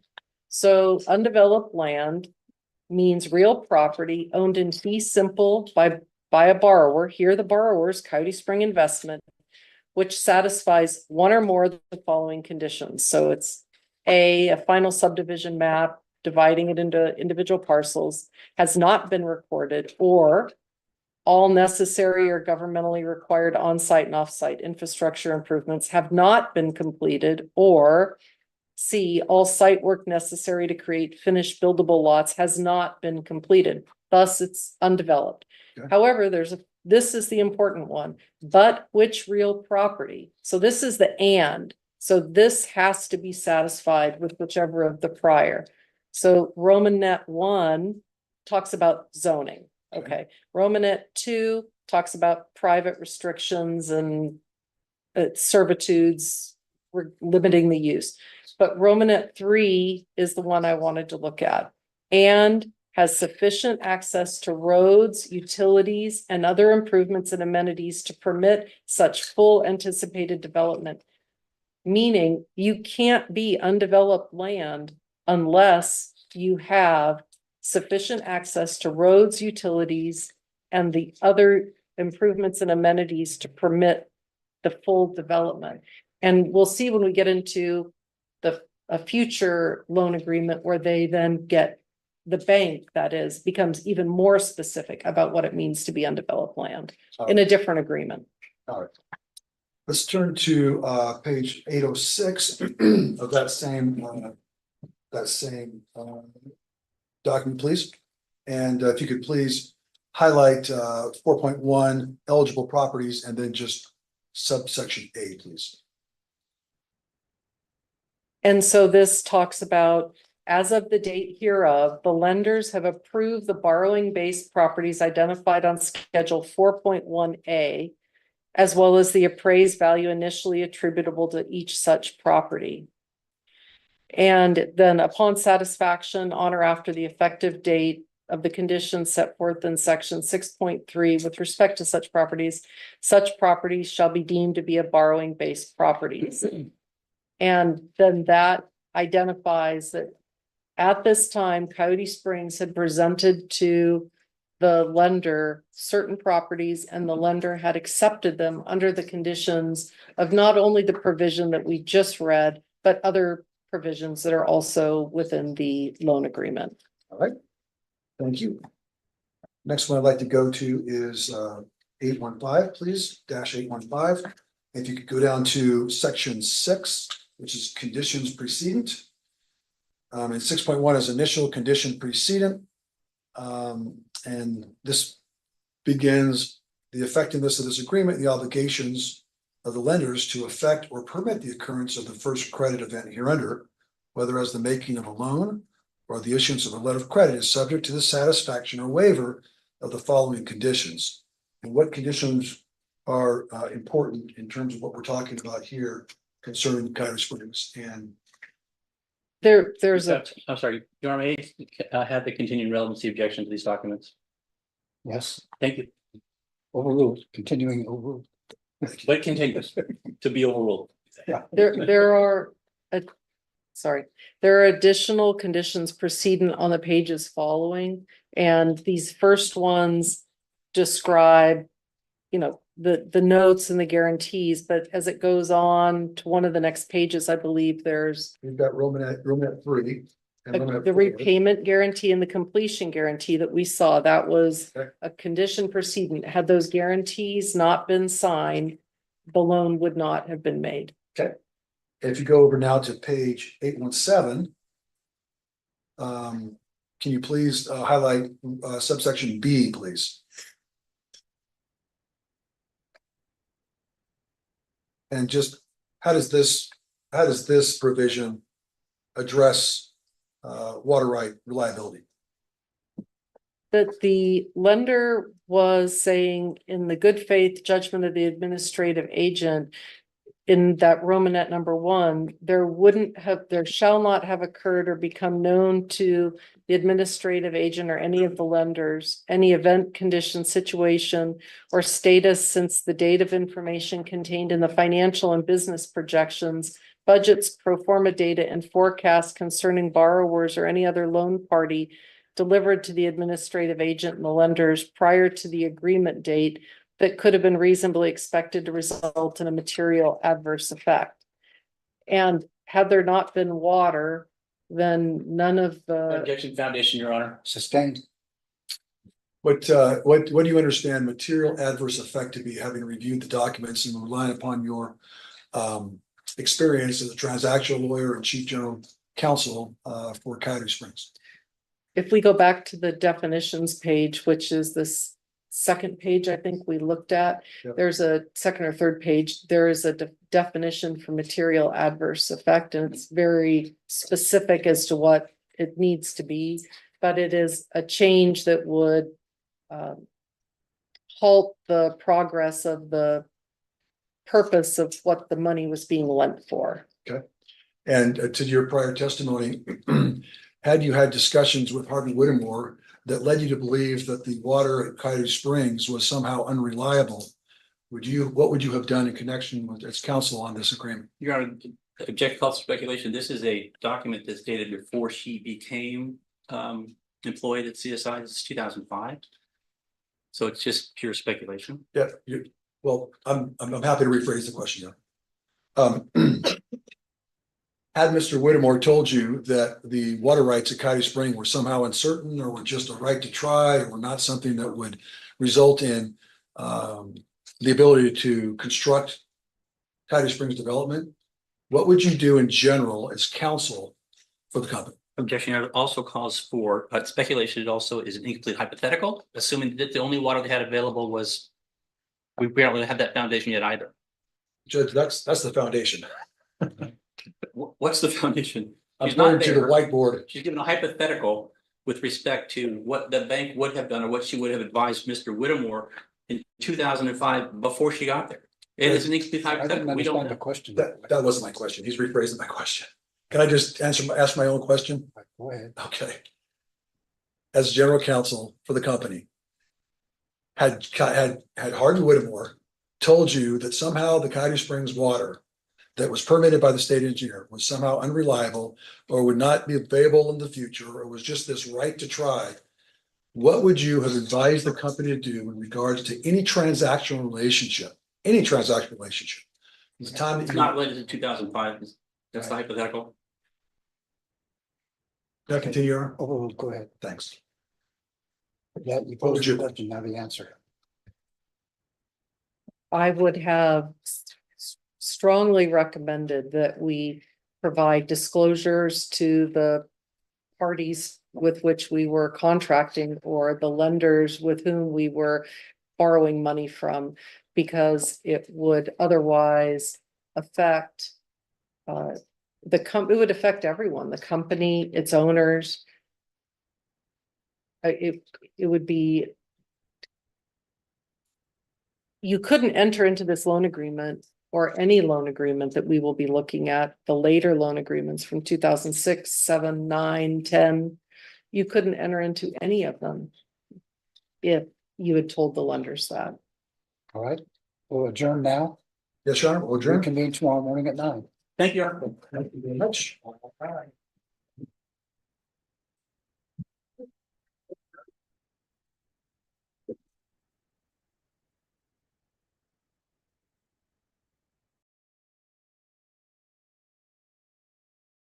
Well, that was quick. It was like a rapid ending. It's like, okay, we'll adjourn. We'll be here tomorrow at 9. So 4:46 p.m. We have ended day 10. We'll be back here tomorrow at 9 a.m. It's going to be fun. I hope that you all have enjoyed this as much as I have.